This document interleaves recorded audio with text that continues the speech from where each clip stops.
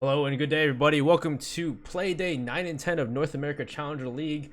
Unfortunately, Uzumaki has a family emergency, so he'll not be casting today's Challenger League. I do not know about later on, but we're joined by today myself, Benny Yao, and my co-caster, Red Cube. Hello, ladies and gentlemen. My name is Red Cube, and we're going to be getting right into these CL games very, very shortly. But something we were actually talking about before the game, Benny, was the fact that this is a very important week for a lot of teams, simply because the standings can move around quite a bit. If you look over at the standings, I suggest everybody, if you don't already follow Liquipedia, make sure you do, because that's just the most up-to-date standings you could possibly get. But if you look at the top two teams, we have Obey and Rise. They're obviously playing on the other channel, which is going to be Razor's Talk. So if you want to watch that game, be sure to switch over there. But we're looking at those top two teams. There's not much movement with them because they are so far ahead. But then you look at the 3 to the 8th spot, and there's a lot of potential for things to be completely turned on their head today. Definitely, I disagree with that. We have Disrupt and Adventure Force today. Both of them are in 6th and 7th place respectively. So Yes. we have 8 points for Disrupt or DG, and we have 5 points for Adventure Force. So if Adventure Force takes both of these, they could propel themselves even farther in the train, maybe even make it the top 4, but still very, very iffy. Yeah, and something coming into this game that I also wanted to talk about was the fact that none of these teams in this situation want a draw. And the reason why they don't want 2 draws, because obviously if you guys aren't familiar with the CL format, it's 2 best of ones and you can draw on both of them. If these teams draw on both of these best of ones, the standings are almost going to stay identical. And if I'm Adventure Force and if I'm Disrupt, staying at 6 and 7 is not something I want to do. I really need to win here, especially for Disrupt. If they win 2 games here, if they win both of the games, they could easily be pushed up into that top 4 as long as Akatsuki, I'm hoping I'm saying that right, loses both of their games. So there's obviously they're reliant on a couple of things, but if Disrupt win 2 in a row and if Adventure Force win 2 in a row, they could easily find themselves on the fringe of making the top 4 or be in that top 4. So there's a lot behind this matchup. There's quite a bit to go. So we'll be casting these first 2 games, and later on we'll be casting Shrug versus Orgless as our other 2 games for today. Yes. And both wise, those guys are. We have Shrug in 5th place with 9 points, and we have Orgless at the bottom, unfortunately, with 4 points. So Orgless, if anything, wants points more than anything, but Shrug also are on the verge of being in top 4 and not being relegated for the next season. Yeah, absolutely. I think right now the games we're looking at is kind of that battle for the midfield and also the battle to get out of the bottom. As if you guys do follow Orgless on Twitter, or their coach Forceful, he made a tweet earlier this week that said the only thing we have to do right now is survive. And that is the main objective. I think Orgless coming into this week is simply, if they don't win 2 games here, if they don't win both of their games, they are almost guaranteed to get relegated. This is a must-win situation for Orgless. It's not the same pressure that you see for Disrupt or Adventure Force or Shrug, but it's that same idea of, we want to come into this week, we need to win these games, we need these points right now. That's kind of what that's like all of these teams that we're going to be casting today, that's what's going through their head at this moment. Yeah, so for our first map, we're going to Border, but we'll have Disrupt Gaming on attack, and we'll have Adventure Force on defense. We've seen Adventure Force so far in the past have some varied results. Disrupt Gaming also has some very varied results too. So yes, it definitely seems like a very level playing field in a sense. I would agree. I think the one thing we have to look at is the fact that Disrupt are somewhat on a little bit of a hot streak. They started out extremely cold in weeks 1 and 2. And then when they brought in their coach Equal, who I personally am really close with, he's an absolutely amazing coach. There's nobody in the industry that works harder than him. When they brought him in for Disrupt, you saw the mentality of that Disrupt team completely change. They look a lot more confident. They've been winning more gunfights. They've been winning more matches, and it's put them in a situation where they could easily push up into that top 4. But like you said with Adventure Force, they're almost the lone wolf, in my opinion, of CL right now, because nobody expected them to qualify. This was a team that got put together in about, I don't know the exact amount of time, but it was like a rank stack going into qualifiers. They find their way out of qualifiers, and they've surprised a lot of people. The one thing I think we do have to look at is the fact Adventure Force is starting out on defense. Border, unfortunately, is one of my least favorite maps to cast, simply because we see so much of it. But we've seen Adventure Force on defense, on Border, extremely aggressive, and it's also a defender-sided map. If Adventure Force can get out early here, that's going to really put Disrupt on the back heel. But yeah, more anything, the fact that Border is so overplayed makes it less a bit. Well, it's still about strats. Strats are still important, but strats are so heavily known at this point. Everybody knows how to play Border. Yes. Everybody knows what to bring. Everybody knows what to do. So it means Adventure Force's lack of, maybe a lack of scrims or lack of knowledge could easily be pushed in through their game gunplay, because we've seen Adventure Force play so far. We've seen their excellent gunplay. We've seen how well they can do if let rampant.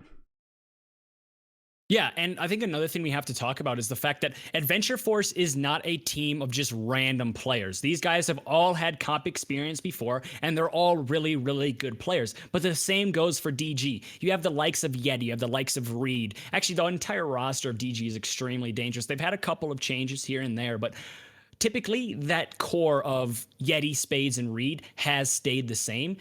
They've had varied results. They definitely have kind of lost some matches you'd expect them to win, but they've also won some matches you'd expect them to lose.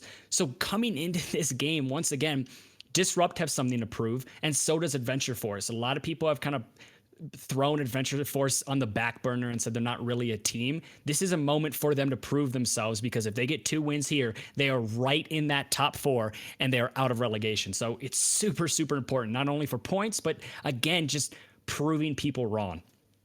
Even for motivation wise, just to beat or even tie against Disrupt Gaming is going to give them some motivation to keep playing. Even if they are relegated this coming season, they can easily back next season with that much more drive to bring him into the next season of CL.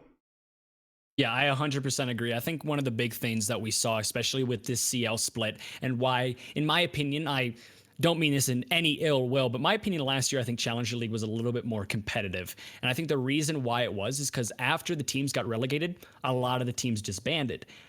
If that doesn't happen this season, we could easily see an extremely competitive CL season next time around. And that's a situation as well with Disrupt was one of the only teams to stay together coming into this season. Because if I'm not mistaken, they finished 4th last year in CL. So they stayed in CL.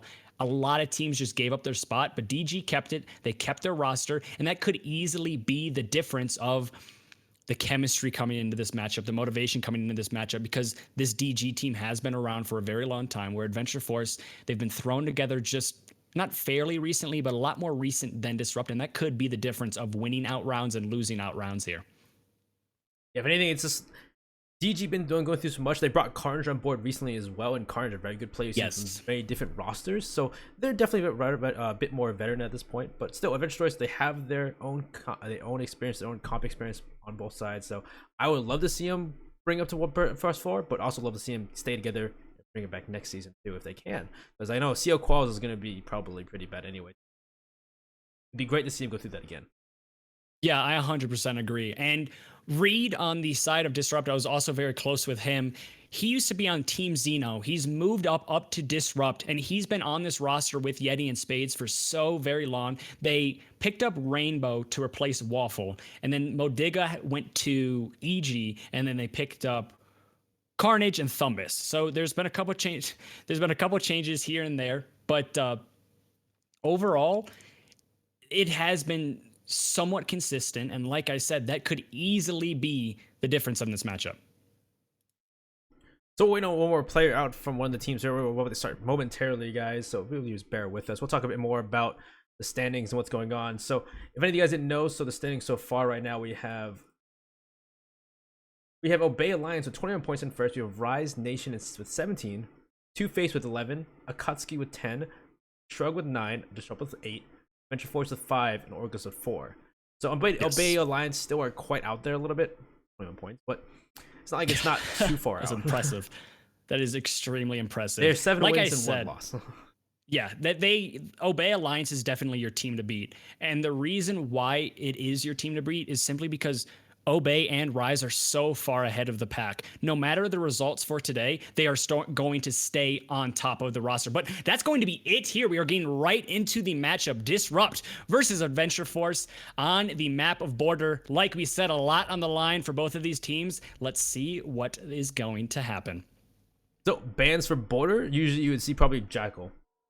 Of course. You're probably going to see Jackal. Absolutely.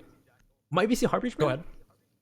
You could. We've seen a maybe Thermite off the board, but Nomad is also a very typical ban on border. Typically, you see those Nomads distributed onto. We might be having a rehost issue here. I don't know exactly what's happening with the ping, but we might be on Brazilian servers, so we apologize. But we're trying to figure that out as quick as possible. We're gonna go through the bans nonetheless, though.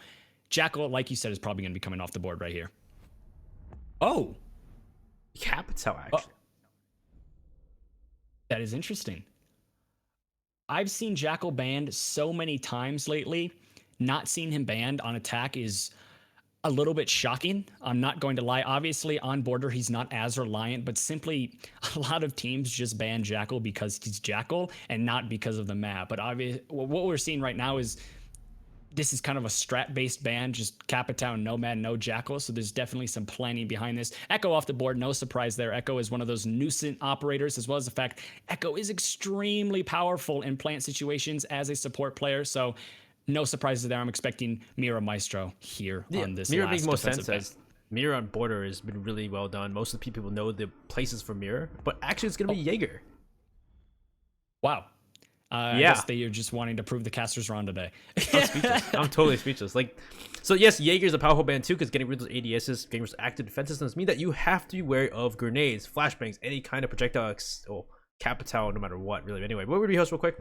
We'll be back in a second, and we'll talk to you a little more about what's going on. So, fortunately, it seems like there was maybe an issue with what server we're on, so we'll get that fixed real quick when we're back in a second. But no, we'll talk about bans real quick. So, the bans, though, Jaeger, Echo, Capital, and Nomad.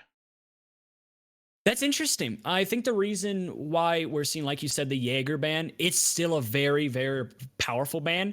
And most of the time when you see a Jaeger ban off the board, you're either going to see a lot of smoke play or you're going to see a lot of nades being brought. Because obviously, if you don't have an ADS to worry about, you're going to be able to use that utility to its full effective abilities. And another thing that we can talk about is that Nomad ban.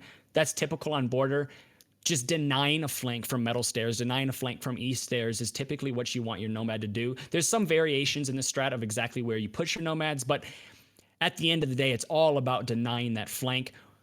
When it comes to the Capital and Echo, though, I don't really see much in that.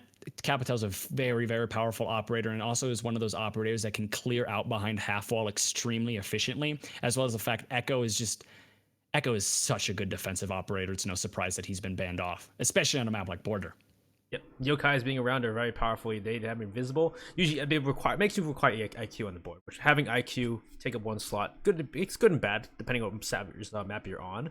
But more than anything, I feel like I love the fact that they're banning, because you ban Nomad as well before those jump outs, as well as people will usually play upstairs. And if you're playing Army Archives, jumping out those windows has been every person's dream usually. We have Venture Force.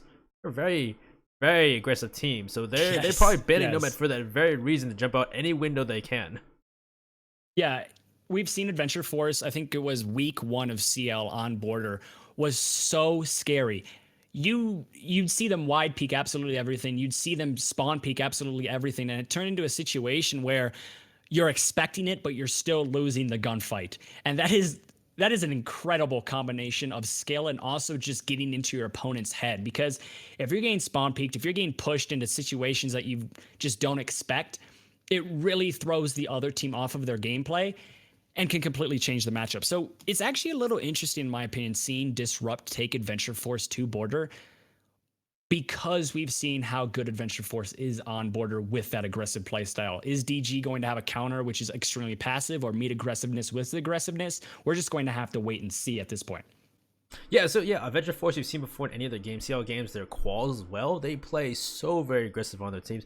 It'd be interesting to see if Disrupt Gaming are, if they're going to be methodical, or they're going to try and fight back, or are they going to just wait and, I've seen before in other games, like when we talk about how maybe during what it was SI Night 2019 when Empire was beaten by G2. G2 said they just waited for Empire to get into the scopes. Are they gonna do the same thing where they wait for to play off of that aggression and just kill them as they come to them?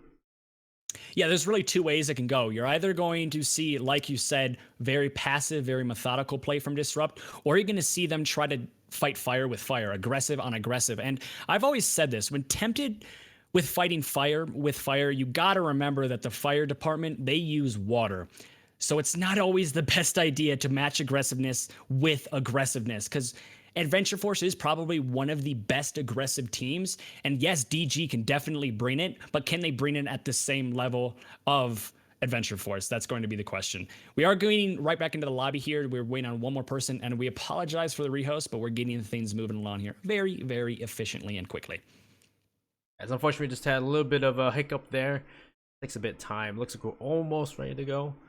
But if anything, so yeah, let's go Adventure Force on defense first. I'm interested to see if they play, how heavily aggressive they play. If they're going to just sit by and play more passive in office, or if they're going to play through downstairs and by like CCTV and break room.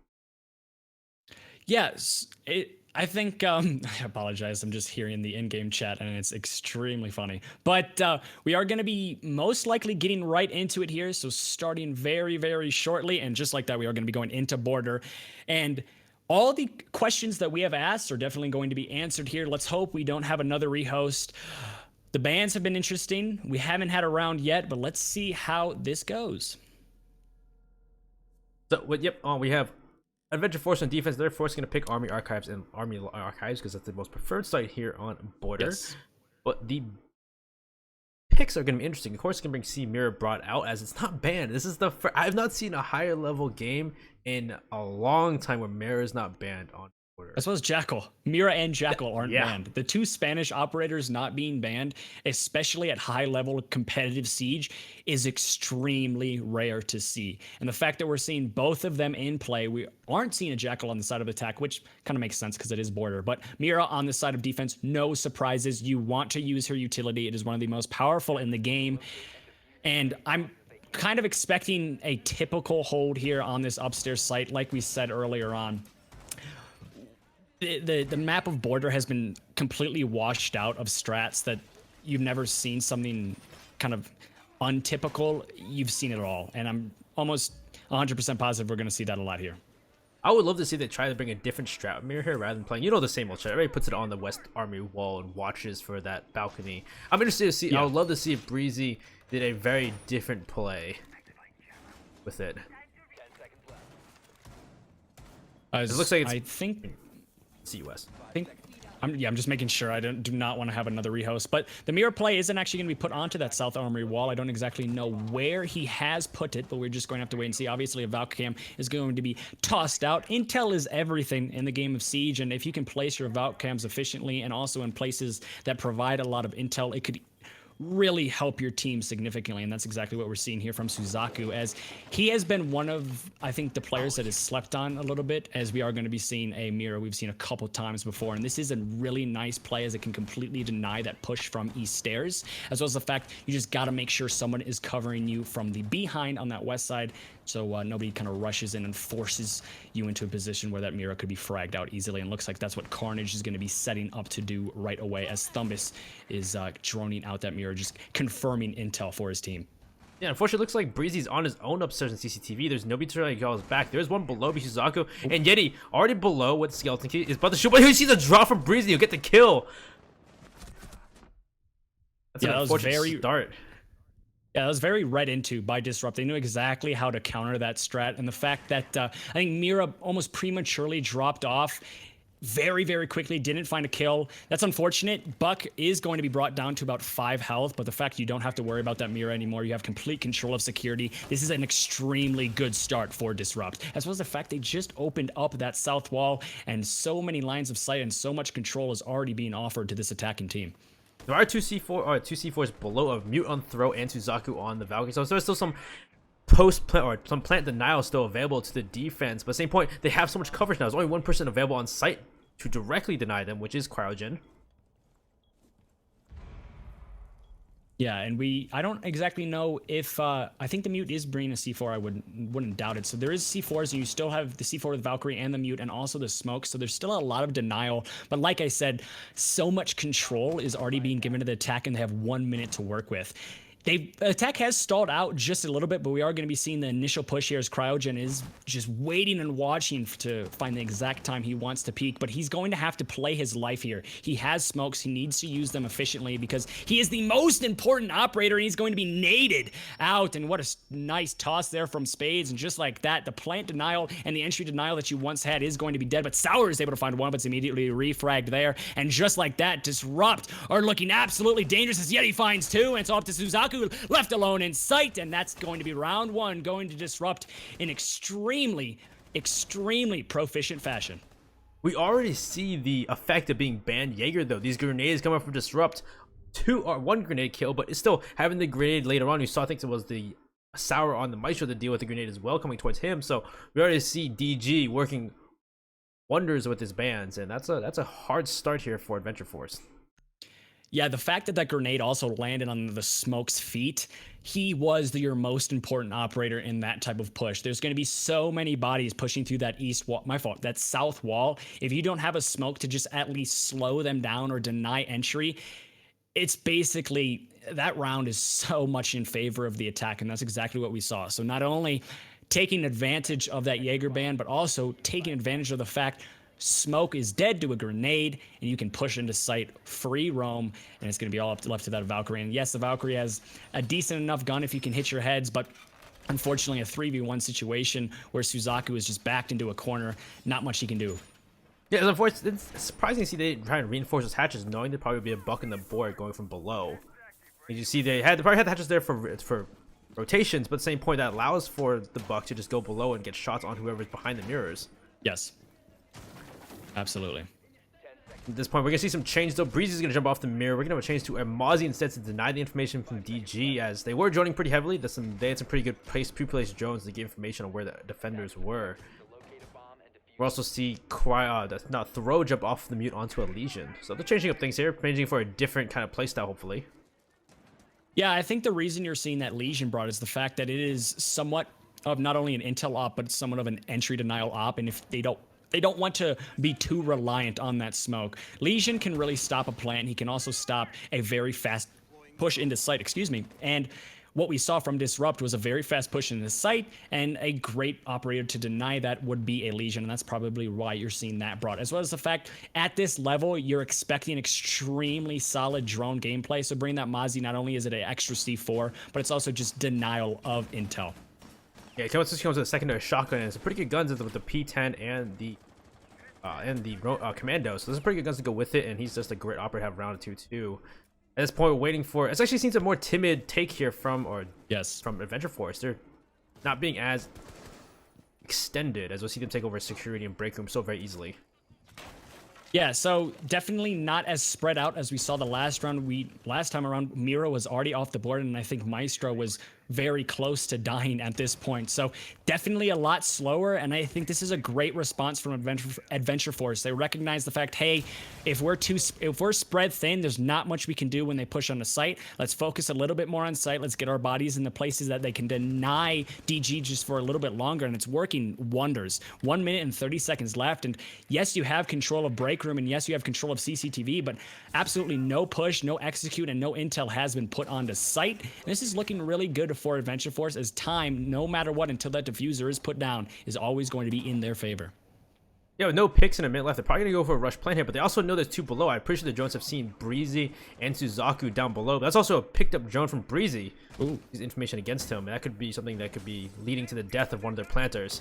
As it looks like they're going for execute now, Carnage will begin planting. A grenade comes out with Spades to deny the rotation. C4 comes out. It is going to land. That's going to be a huge C4, and that's also going to deny the diffuser. That is a huge pick there for the side of Adventure Force, but we're also going to be seeing a kill from Thumbus, and it makes the man advantage back in favor of Disrupt, but Thumbus is brought down to 10 health, and the attempt to go for the plant once again is commencing here from Spades, and what a shot there from Thumbus, and there goes Yeti, and just like that, Thumbus is deleted, but it's going to be a 2v1, and it does not matter. Disrupt, once again, in I'd like to say similar fashion, but not exact fashion, is able to take yet another round here on Adventure Force. Yeah, it's going to be a different round, definitely a bit closer here, as it to be 1v2 rather than a 3v1 or 1v3. But same point, it still kind of ended up in the same kind of fashion in a sense. there was at least 1 or 2 attempts to deny the plant, but both times kind of ended up in their deaths, as you had the C4 come out from the Mozzie of, I believe it was Breezy, but he's still gonna end up shooting from below because someone was watching west entrance. And then you saw someone try to turn the corner, rotate, get a shot onto him. I think he downed the sledge actually doing that of spades, denying. Yeah, I think he might have. But it still ended up in his death as well. Yeah, it still ended up in his death as well. So all these plant denial attempts are still costing them. Yeah, and it's interesting because we are going to be seeing the pulse. I was just about to say, with the way that Adventure Force is playing, they should bring a pulse because they've had a lot of presence downstairs and they've also had a lot of presence kind of underneath the site. But in this situation, obviously, they're going to be on a different site. So they're going to have that presence either through the walls or above the site. And they need to play into those C4s just a little bit more, simply due to the fact both of these rounds we've seen from Disrupt, they have attempted to go for that plant, and the best way to deny a plant is simply by blowing up the planter. And we did see that once. We saw one C4 did work from the Mozzie, but when you only have one on the board, you're going to have to rely on your other operators and the other utility that's on the board for your team in order to deny that plant. So intel is a big thing, so if you see them planting, obviously you want to try to push that, but C4 is the direct counter, and I really want to see Adventure Force play into that just a little bit more, because they've had a lot of times. I think at one point they had almost 3 or 4 C4s on the board, and not one of them was tossed in that first round. So I could definitely want to see them play into that a little bit more. You definitely agree with that. But this time it's going to be upstairs, and they're going to be hold upstairs from the attackers for as long as possible. You see Breeze up there along with Suzaku, and we've seen a pretty efficient take from DG in the last 2 rounds. They need to tackle this again with Jones. There's no Mozzie on the board. There is Mute at least to deny some information, but how much information can they really deny with that?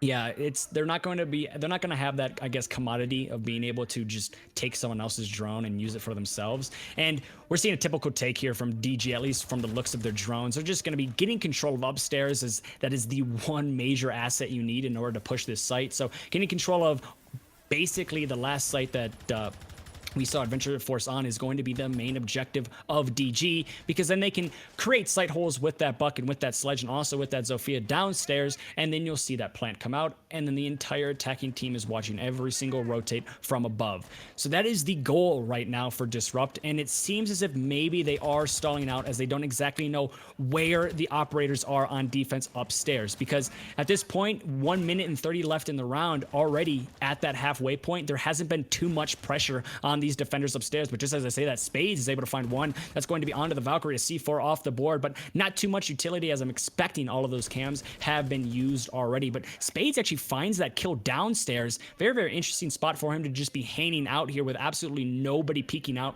Obviously, you don't want to kind of contest that L8582, but again, after that kill, it's never mind. Suzaku is able to find one on Dorito, and that's going to be a huge pick, and just denies that upstairs control for even longer, as once again, 50 seconds here, and there's no presence up top from DG. Yeah, Spades will get one to throw, and it looks like they're trying to rotate down the bathroom instead, but they do have the hatches soft at the moment, so Suzaku or one of the other people could open the hatches and get above a take on these attackers pushing through bathroom. A ping comes out, and a grenade will be thrown. I don't think it's looks like not going to kill Crouch. It'll do heavy damage to him, though. And with 34 seconds to go, one smoke him out. He still has 2 more to go, so Cryogen could just pause the plant, but Yeti will take out Breezy. Now it's a 4v2. Yeah, we are going to be reaching now the 20 seconds, and that plant is going to be coming down. A retake situation could be inevitable here, but it does not matter, as once again, Disrupt, they're just playing the numbers game. And, well, Disrupt is undefeated when they have more bodies on the board, and they kill everybody else on the other team.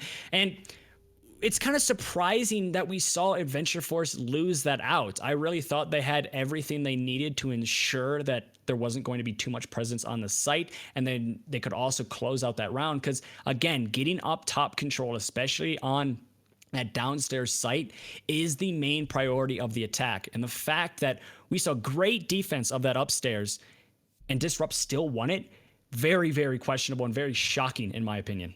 Yeah, you had Cryogen still have 2 smoke grenades left. He could have denied them from entering the room, or they had the rush at that point. And then also, Suzaku was above with Legion on impacts. He could have impacted the hatch and got an angle on the attackers as they pushed into sight. I'm surprised where that overhead, that upstairs control went to, because they could have used that for their advantage in that round. And still, somehow, they still lost it to DG due to gunplay, I guess, in the end, really. I think looking back at the round, the reason why they lost it is really on the back of Spades. Spades downstairs is able to find 2 frags, puts a lot of pressure onto Bathroom, and it also forces the support players to call the roamers upstairs back downstairs. And when that happens, that control that you have of the upstairs, it kind of fizzles away because you're rotating all the way downstairs, everybody else is downstairs, and DG isn't pushing from a place that allows those holes and allows those sight lines from up top to be viable. So again, that's another situation where we've seen DG reading into the hold from Adventure Force. They find the exact counter, and even when they are met with quite a lot of contention upstairs, they figure out a different way to take the site, and it works wonders. So let's see, we're going for back upstairs to our Armory Archives defense. But still, that's 3 rounds so far. Adventure Force haven't been able to hold any kind of candle to DG. It could be different when they go attack, but still not looking good for Adventure Force here. And we'll see Suzaku placing a cam on the West Armory balcony, and we'll see them take upstairs.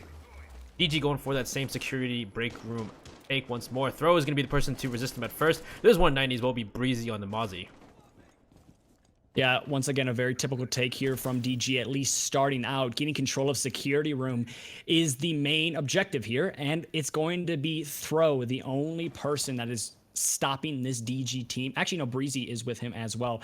And if done correctly, this could be a huge hold from this side of Adventure Force. If they're able to find at least maybe 1, maybe 2 picks with this hold into CCTV, not only will it waste a lot of time, but also will give them the man advantage. So this is very important play here from Throw, and he needs to play this properly. There are definitely different angles to take, though. You have Throw in there as well as Breezy. But a grenade comes out to take Breezy. Spades will take Throw as well as 2 kills. But Reed will release or walk into a Frost Trap. But a kill from Carnage, and Suzaku is holding a long angle from the half wall inside of Armory. And that's 3 kills already within the first minute and a half. Yeah, once again, it's the explosiveness from DG that is going to be the demise of Adventure Force. It just seems when everything is a bit of a Cold War, DG comes out with a kill here, kill there, and a kill in another area. And it's putting Adventure Force in these situations where it's 5vX, and X is always less than 5. So another nade is going to be coming out that's going to down Cryogen, actually going to kill him as well. And this is just looking very, very good for DG. They are going for the pickup, so it's a 4v1. Make that actually a double kill, so it's going to be a 3v1 now. But it's a Frost is the last operator. It has a decent enough gun. He's able to find 1, and this could actually happen. Sour is going to have to ace, and as I say, it's going to actually happen. It doesn't, as Reed puts a bullet into Sour's head. And DG are coasting through this attacking side of border on a defender-sided map. Everything is going right for them. Yeah, that was a good try from Sour and from Cryogen to really try and bring that back. But losing Throw, Breezy, and Suzaku in the first minute and a half was just... That's difficult to come back from. It seemed like a pretty good setup too, but Spades though, getting a grenade and then also jumping in, getting a kill inside of security as well, just double kill in a split second. Yeah, this Jaeger ban is working wonders for DG right now. I think that, what is that, 4 kills already with a grenade? Maybe even more? It's also, that was Adventure Force's ban too. And it's surprising. So that actually makes you think, okay, does Adventure Force have something planned on attack because they were the ones that banned Jaeger? Right now, this ban of Jaeger is working completely in Disrupt's favor, but there could be a hidden bias that we're ignoring, and it's the fact that maybe Adventure Force have just a brilliant plan with this Jaeger ban that they see kind of on them when they get on attack. Maybe we'll see from them what DG is doing, but only better. So that's not something you typically see on a map like Border that is slightly defender-sided, but it easily could happen. Yeah, the bans that would make and break the game time, especially for some maps like these where it can be equal or attacker defender side. Compared to like different from Clubhouse or Villa where it's obviously defender sided from the defender sided. Yeah, but even the thing, but if they were to 6-0 on defense and then go back to 6-6 at the end, is that what they're looking for here for Adventure Force? To just draw? And like I said earlier on in the pregame, none of these teams right now, they don't want to draw. It needs to either be 2 wins or 2 losses, because a draw is just going to keep the standings 100% the same. I don't think that's what they're playing into. I'm expecting they want to get a couple rounds in defense here, but with the way DG is playing and with the way the momentum is shifting in DG's favor, it's getting incredibly, incredibly difficult. And it's only a matter of time before it looks like you have to bury an ocean to try to get a defending round here. It's crazy right now. They're switching up a lot of operators, at least trying at different things. They're still trying for the same defense site, but you'll see some changes. Suzaku's now an alibi. Breezy again bringing with the Mozzie because trying to deny information, but throw on the Kaid with cryogen on Bandit. So it seems like they're trying to at least deny that West Army wall and throw. That's unfortunate. Yeah, that's unlucky there. As he's shaking no, he knows he needs to hit that Kovacs aim chain, or maybe just a little bit more, or hit his T-Hun, says he cannot hit that drone. But once again, we're seeing basically the same pace we've seen from DG this entire time. Until that halfway mark, or maybe that minute mark, nothing really happens, and then it's explosive back-to-back kills. Breezy is going to be lurking downstairs with that C4 once again, and he could easily find a frag as long as he is patient with that C4, and also as long as he doesn't get killed. That could be the make or break it here for this Adventure Force side, as DG is shaping up to do their exact same push that we've seen time and time again. As well, that's the easiest kill Spades is going to get. As Sour walks right into his crosshairs, and just like that, so much control has been granted to DG as that south wall has been opened. Yeah, they brought 2 operators to deny that kind of breach, but they still let it happen. And of course, Buck's on the board, and so is Thatcher. So it's kind of hard to keep that close with the Bandit tricking. Breezy looking for a chance to throw a C4, get a kill on somebody through the hatch. But in the end, it's a 4v5 with a minute to go. We're gonna see DG go for that push at the last dying minute of the round. Yeah, this is the exact same thing we've seen from DG over and over and over again, as Thumbus is able to find one, making it into 5v3, and that's going to be Cryogen off the board. But we are going to see somewhat of an attempt to trade it back, but Spades is going to deny that, making it still a 4v2, and the man advantage is incredibly in favor of Disrupt, and that plant is also potentially going down as Disrupt on attack are looking absolutely unstoppable, and Adventure Force are just grasping at straws at this point, trying to figure out a way to stop the beast that is Disrupt Gaming. Yeah, 5-0 so far on this half. We have one more round to go, guys. If you guys didn't know, it's 6 rounds. Each team is on one side for 6 rounds, and the 6 more rounds after they switch. It's gonna draw at 6 if possible, but it's still looking like pretty bad, as Adventure Force has their back to the wall, grasping at something, trying to figure out what they can do, what differently they can do each time. As we see a captain come up from Zaku, a dock from Sour, and the rest can be pretty similar, but throw on Vigil. Yeah, and like you said, right now, Adventure Force is backed into a corner, but sometimes that is the best situation to be in, because the only thing you can do when you're backed up into a corner is bite back. And that's what Adventure Force needs to do right now. It is 5-0. There's not much more you can lose, in the sense that one more round here is going to secure a draw for Disrupt, and they're also going to go onto the more favorable side, technically the more favorable side of Border. So we have to see something here, maybe a risk, maybe just a new strat, or just going all out. It doesn't matter. We need to see something here from Adventure Force to at least bring one round on defense. Yeah, I think it's aggression. I'm not sure if it's aggression or what, but you see some mispositioning here from Adventure Force that's gotten them some unfortunate deaths more than anything. And then I don't know if they need more aggressive, what Adventure Force to do, but they're not able to stop this west wall from being opened every single time. And they did bring the Bandit and they brought the Kaid, but it did not work out. Yeah, and it looks like Suzaku is opting for this Capcan. This is not a typical pick you'd see in competitive Siege, but he has a very, very nice gun, and Sour is going to be going for a peek here. This is something you see every day of the week. I'm expecting Disrupt also expect this, but we're just going to have to wait and see. This could be huge. Drone is going to come out. Sour has not been spotted. He could find the head of the sledge, but he's just going to miss his shots. But he's able to find it, and just like that, down goes Spades, and down goes your 2 grenades. Very, very huge kill there from Sour, and it has been a great start, and kind of the aggression we've been kind of sniffing out and begging for from Adventure Force finally comes out there. Yeah, really, they need to think the aggression, so they tried the timid approach. They've even tried like the semi 3-person roam game in CCTV or security and break room, and it's not really worked out. I think if anything, they just need to have people start peeking and taking fights in the end, because that's what Adventure Force seems to thrive on, is that chaos, that ridiculous gunplay. And so see Sour here getting aggressive once more inside a break room, looking for a kill onto Zofia. And no, he will not. He will lose that fight immediately to Zofia of Thumbus. And again, yes, they thrive on that chaos and gunplay, but DG are no sticklers to get shot in the face. Yeah, I think, again, that comes down to intel. There was a drone on the dock, and yes, we know Sour is a very, very good aimer, but when you have complete intel and also knowing exactly where the Doc is just running around, that's going to be an easy kill every day of the week for Zofia with that M762, and that's exactly what we saw. Vigil has been brought down to about 50 health here. I don't exactly know what happened. He's going to be bringing himself down to 35. Once again, trying to thrive in that chaos, but DG shutting it down at its roots. And just like that, Adventure Force, they once had a man advantage, but it has quickly slipped away. But oh my, what a shot there from Suzaku. Absolutely denying Yeti. And they're bringing it right back here. Could they find a round? C4 is going to come out. It could find two, but it's not going to find anybody. And it's going to be a 2v3 in this situation. That wall is looking to get open. It's been on the backs of Suzaku so far. Unfortunately, he falls in a 2v1 situation. Adventure Force, they've had their glimpses of greatness, but it does not matter, as Disrupt have already secured the draw going into the half. 6-0 here for Disrupt Gaming, and yeah, they tried so the last round of their defense. They all get very aggressive. They take fights, they take engagements. But again, they had the information. They have that similar gunplay. There's similar levels. This is Challenger League, so they're not losing these fights as they would if it was, you know, maybe a rank game or something like that. So great work from DG to take that 6 rounds in a row. We'll switch rounds now with Force on attack, and we'll see if what they bring to the table. Very interesting roster lineup here from Adventure Force.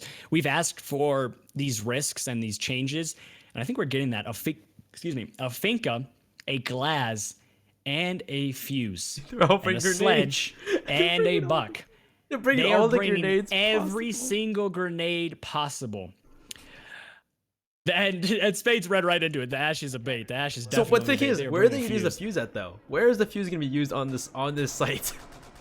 Sandwich window maybe, but that's dangerous. That is extremely dangerous. And I mean, this is probably what Adventure Force wanted on attack, because they did ban out that Jaeger.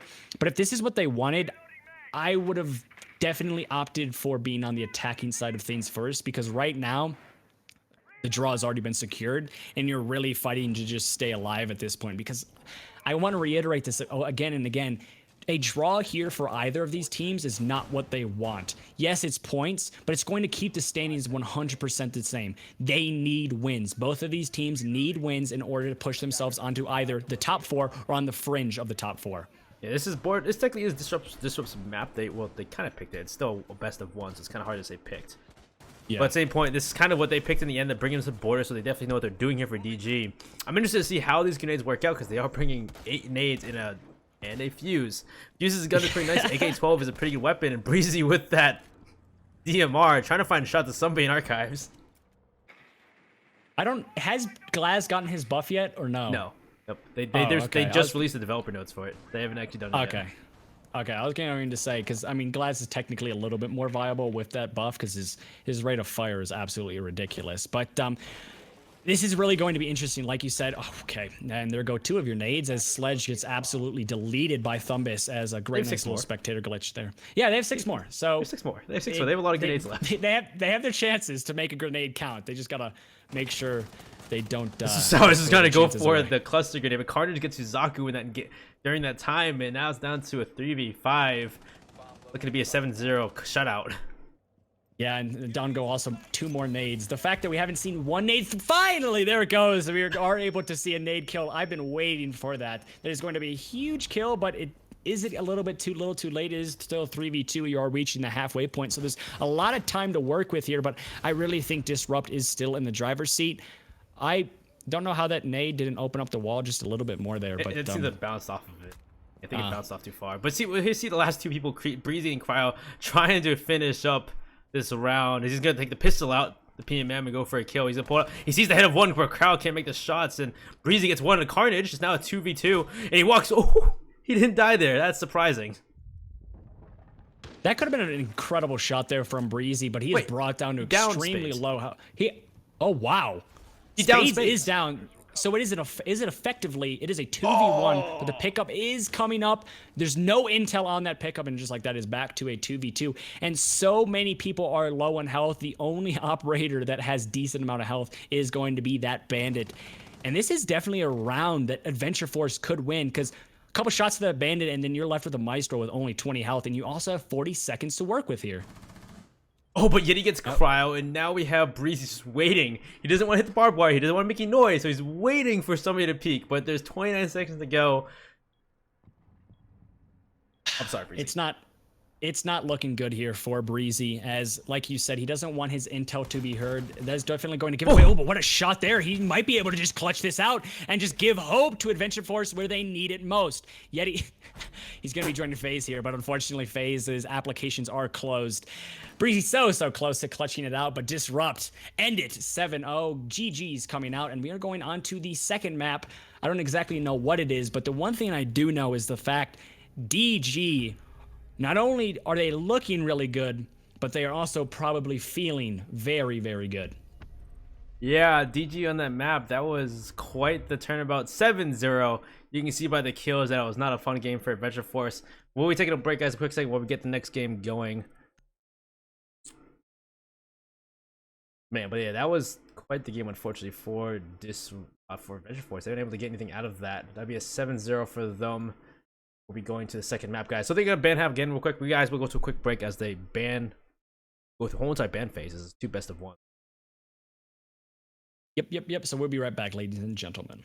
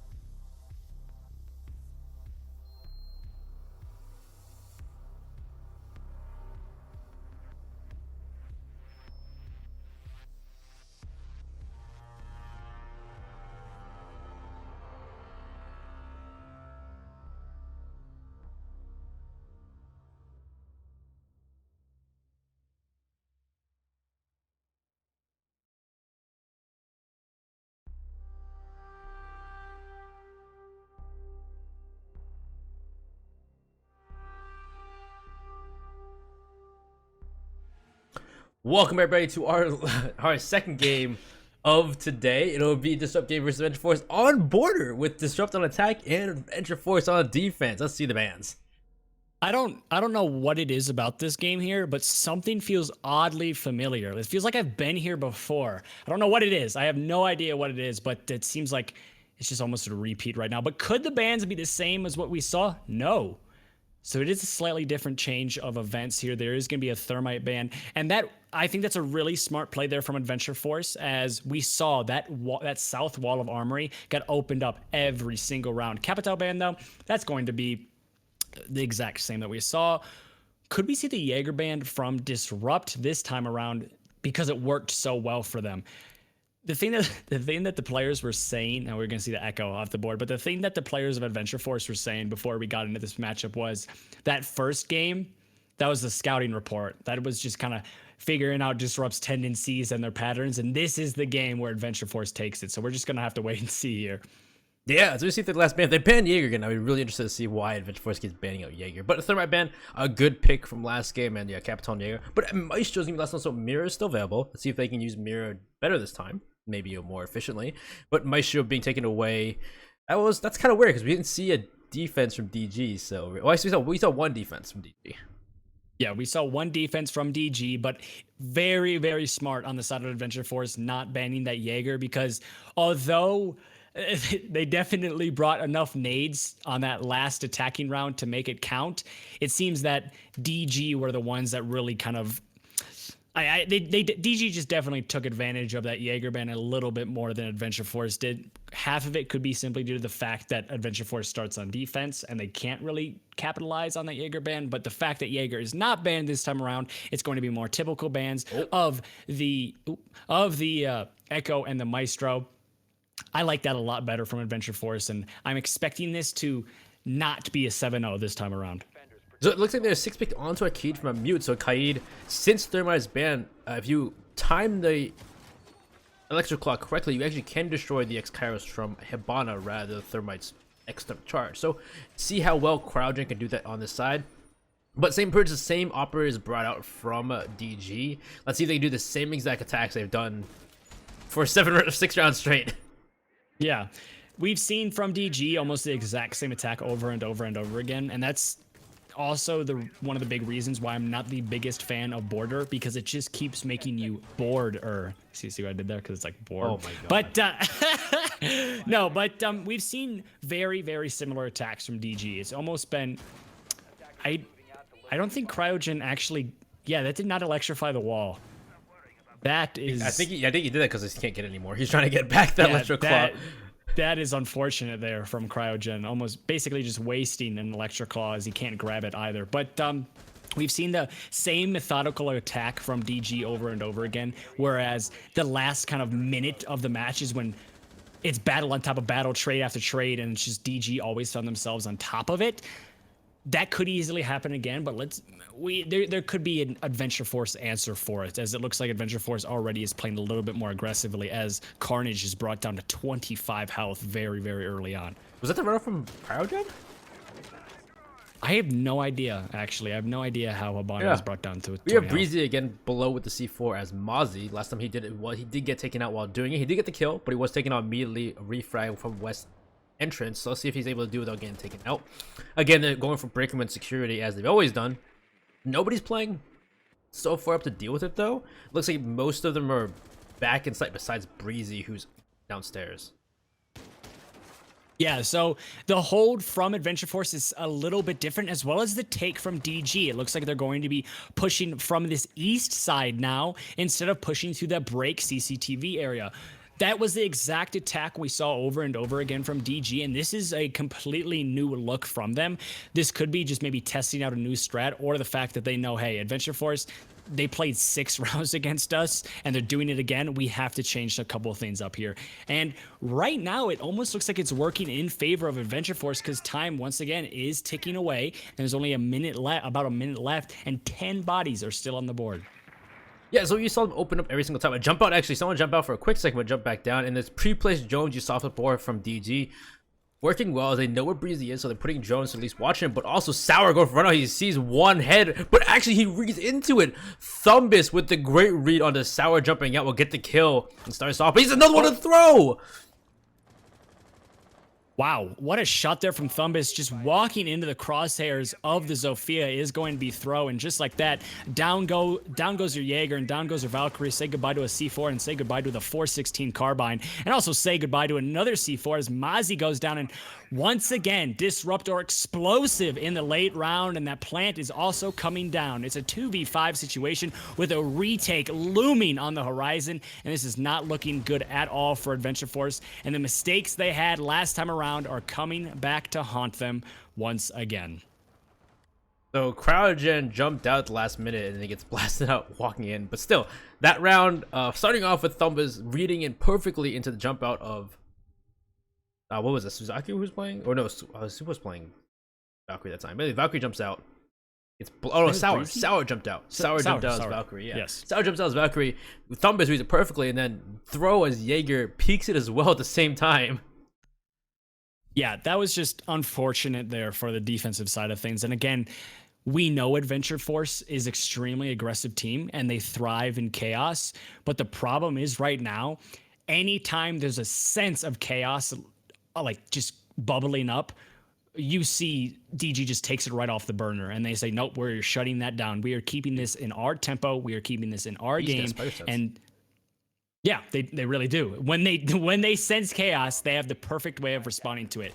And in the game of Siege, you analyze your mistakes and you just make corrections to your failures. And that's what I was expecting here from Adventure Force, because they've played DG now 7 times of an attack on border, but it kind of seems like the same mistakes and the same positives for DG are coming up over and over again, and Adventure Force just doesn't have an answer. I don't know if it's just a lack of adaptation or just the fact that DG is playing out of their minds today. Yeah, I have no clue. It's ridiculous. We'll see some changes from Adventure Force, but it doesn't seem to be enough change to really deal with DG. Of course, we're on border, so I guess it kind of plays into it as well, because there's not a lot of change you really can make. So DG at this point really seem to have yeah, they seem to have a lock on how Adventure Force plays. So this is kind of hard for Adventure Force to do something different, as their playstyle has been set in stone, it seems like, and DG just know what to do every single time.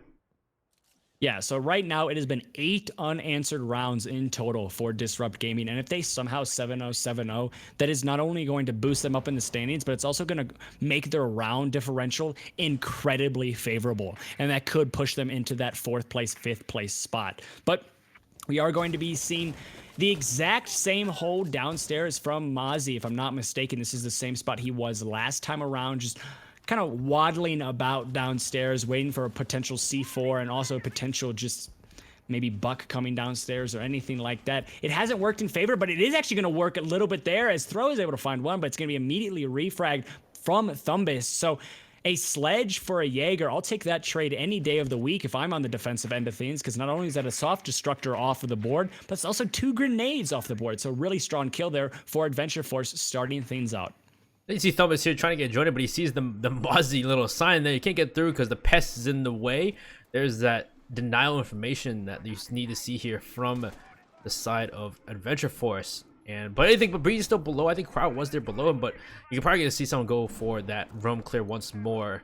As a minute 30 now is left, as Suzaku's getting one of Carnage, and now see, this is that chaos that I'm looking for. Suzaku playing right at the breach hole with a holographic MP5.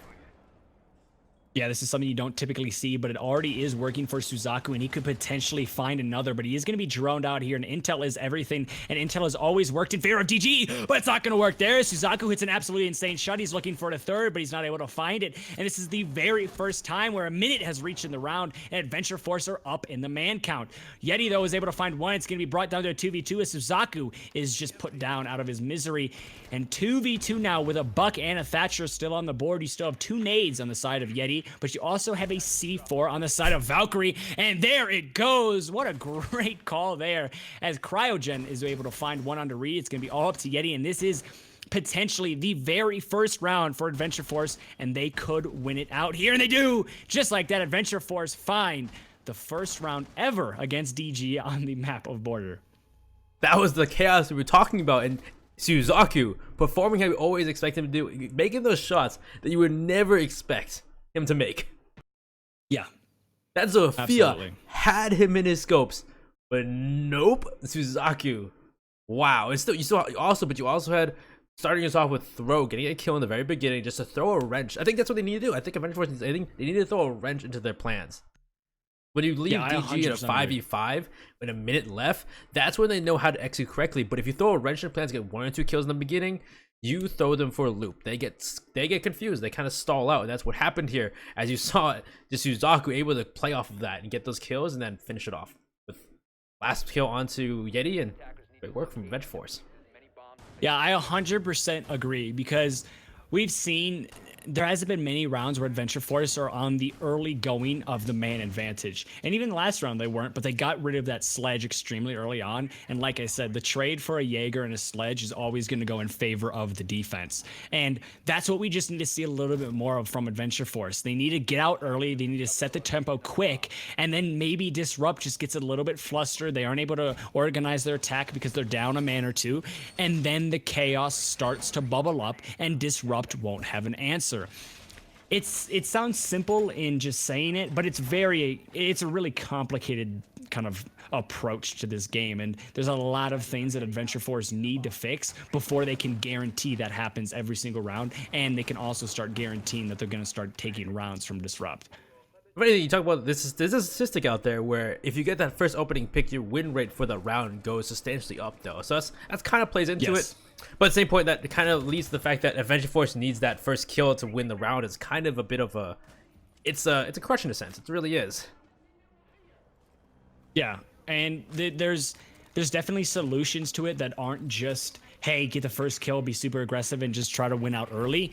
Because I don't exactly know what just happened there, but an immediate trade as Breeze just sprints out and mute for Zofia. We talked about this. That is again a trade in favor of the defense, similar to the Jaeger and the sledge we saw last round. Could this be a repeat of last round, and could we see another round going in favor of Adventure Force? Well, that's Adventure Force, you. That's how I love Adventure Force. Is that head first? I'll ask questions later. I'll fight first mentality from them. Breezy just jumps out the window, shotguns him in the face. But I think he hit the Claymore too, but he got killed anyway. But still, that's great. That's hilarious. It was just funny. I mean, you don't expect a mute to just come sprinting out with a shotgun. As Valkyrie's able to find one. What a shot there onto Spades, and that brings it into the man advantage once again. Spades looking for another, and just my fault. Sour's looking for another and downs the Thatcher. And this is looking really, really good for Adventure Force. At a point, this was a sinking ship, but they are repairing the holes right now, as Yeti is actually able to find one, making the 3v3. It's technically a 2v3, though, in this situation, but Yeti does have time to pick up his player. Yeah, it's pretty much even at this point. They both have the same health at this point, so it's a 3v3, even health count, even everything. But with the last minute, this is where DG does tend to thrive, was when they execute at the last minute. Yes. They are men down though. Let's see if they stall out, how they go about with less utility at the board. They still have the Habana with that hard breach. They have the Buck for that soft breach above, so they can find out 8 defenders on site, but nobody's actually on site. All of the defenders are off site them up. There's nobody to be displaced. There's no kills to take from here. Yeah, so definitely very, very separated right now is the defense of the Adventure Force. As wow, that nade came extremely close to taking the life of Legion, but Legion is going to be playing quite aggressively in bathroom, as Reed is able to find the head of Suzaku, as trying to create a rotate is the Legion, but oh, that's just going to be unfortunate. Timing fully flashed. Yeti is able to find 3, and it's going to be all up to the Valkyrie once again. This is a situation we've seen time and time again, and with only 15 seconds left, it looks like the diffuser is most likely going to come down. So it's going to be never mind, it doesn't even matter, as Habana is able to find the head of the Valkyrie before a plant needs to come down, and just like that, in a situation where I think Adventure Force had the most confidence, and they were maybe starting to get the ball rolling just a little bit, DG snuff it out and put an end to it. Yeah, they even started out with a good trade here from Adventure Force, but still, they kind of, I guess for Adventure Force, in the last minute or so, they kind of forget how to play as a team sometimes, I feel like. Because again, in the end, there was a 3v3, but you had at least DG working together in a sense, though. You had both Habana and Buck and Habana working together to take bathroom, and Legion of Throw just on his own. Yeah, and Legion's one of the most powerful operators late in the game, but also you need support from your team. And Legion alone in bathroom with no rotate. I don't know what happened there at the end. I most of the time you expect to rotate in the bathroom, but that's also when you're running a castle. They weren't running a castle. Legion found himself in bathroom. He didn't have a rotate. He made the rotate too late, and in the end, it was his demise. He got it completely flashed, and he died. So it's the little things that I think are messing up Adventure Force right now. And men, they don't stumble over mountains, they stumble over molehills. And a lot of the small mistakes that we're seeing from Adventure Force are just that. They're molehills, and there's easy fixes and easy answers to it, but I just don't think they're adapting quick enough. And I also just think DG really came to play today. Yeah, DG are just on fire right now. They've been working so well together. They have seemed to have execute. Even we say when they have a man down, or they take that first man, that first loss, they're still able to come back to what you saw before. They're not stalling out too much. They're not being flustered enough to be stopped by Adventure Force. Again, we're gonna retry for this ventilation workshop defense. Not a whole lot of change from the side of Adventure Force. They're sticking with the same operators. I don't know if they're gonna change that upstairs site too much or how they hold it, or somebody's gonna jump out the window. Again, like Breezy. Yeah, and I think as of right now, we're going to see the same thing over and over and over again. It's border, you're expecting that, but also when you play a map 2 times in a row with the exact same attacking defending role swap, with the exact same operators almost every single round, there's not going to be much variation. Even though Siege is arguably one of the most fluid games, I'm not expecting a huge amount of change from either of these teams. We are going to be seeing Cryogen is able to find a kill onto Thumbus. That's going to be the Zofia off of the board. And with no immediate trade on the horizon, that's going to be a huge kill, as a lot of utility has been completely knocked out. Ooh, it's coming very close to another is Cryogen. But unfortunately, it's just going to be pot shots. And brought down to 50% health is going to be the Thatcher. DG's right on the verge of trying to take Archives here. C4 be right now. The grenade is both thrown as well, but defends nobody. Is that a run out from Sour? But Sour getting killed in Carnage. He runs out the vents and gets 1 kill. He does some heavy damage, yet he downs him as well. This is Sour going off on the Valkyrie. Cryo in a great place to cover his back too. But it's coming down to the last minute 20 seconds. This is where DG is starting to fall apart a little bit. Cryo gets to finish off a Yeti, and now it's a 2v5. Adventure Force, much stronger round from them. Yeah, this is looking like the Adventure Force we have seen time and time again when Chaos is absolutely thriving. But Spades, talk about Chaos. He's able to find 3, and it's brought down to a 2v2. Very, very well timed there from Spades. And just like that, this is looking a lot more likely to go into DG's favor. With 1 minute left, there's still a lot you can do. But the one problem is both of the defending operators have full health, and the attacking operators are sitting at a combined of maybe 60. This is the round for Adventure Force to lose. It's a 2v2. They have basically everything else in their advantage. They just need to play this smart. They still have the sledge round too, so there's still a lot to do here. They can use the sledge to just push out the defenders and go for a plant by displacing them with that sledgehammer. Breezy has lost his C4 at this point, using the C4 prematurely. And Suzaku in a great place, get a kill here though. Oh no, I get the kill on a Reed. Now there's one left to be Sledge of Spades. He's got not much to his name here. He's still the Sledge to try and find a kill onto Breezy, but both of them could just walk away and not try to get a kill. But he'll drop down and Breezy will finish him off. And Adventure Force take one more and tie it up at 2-2. Yeah, and once again, we've said this over and over again. Adventure Force, they thrive in chaos, and I think that was one of the first rounds where we've seen actual chaos from Adventure Force. We saw the run out from Sours. Sour. We saw the run out from him. He was also able to down the Buck, and it's just those quick plays, those aggressive plays that set Adventure Force apart from the competition.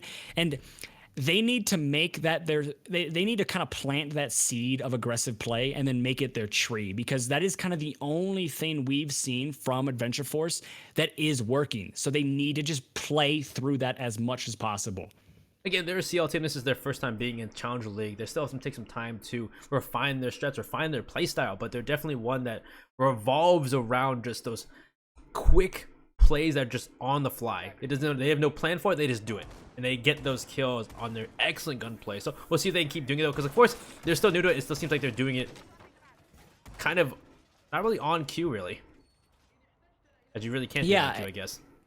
Yeah, and I think right now Adventure Force is playing with a lot of instinct, and sometimes instinct is the most dangerous thing in Siege because it will either get you killed very quickly or you're going to get a lot of kills very quickly.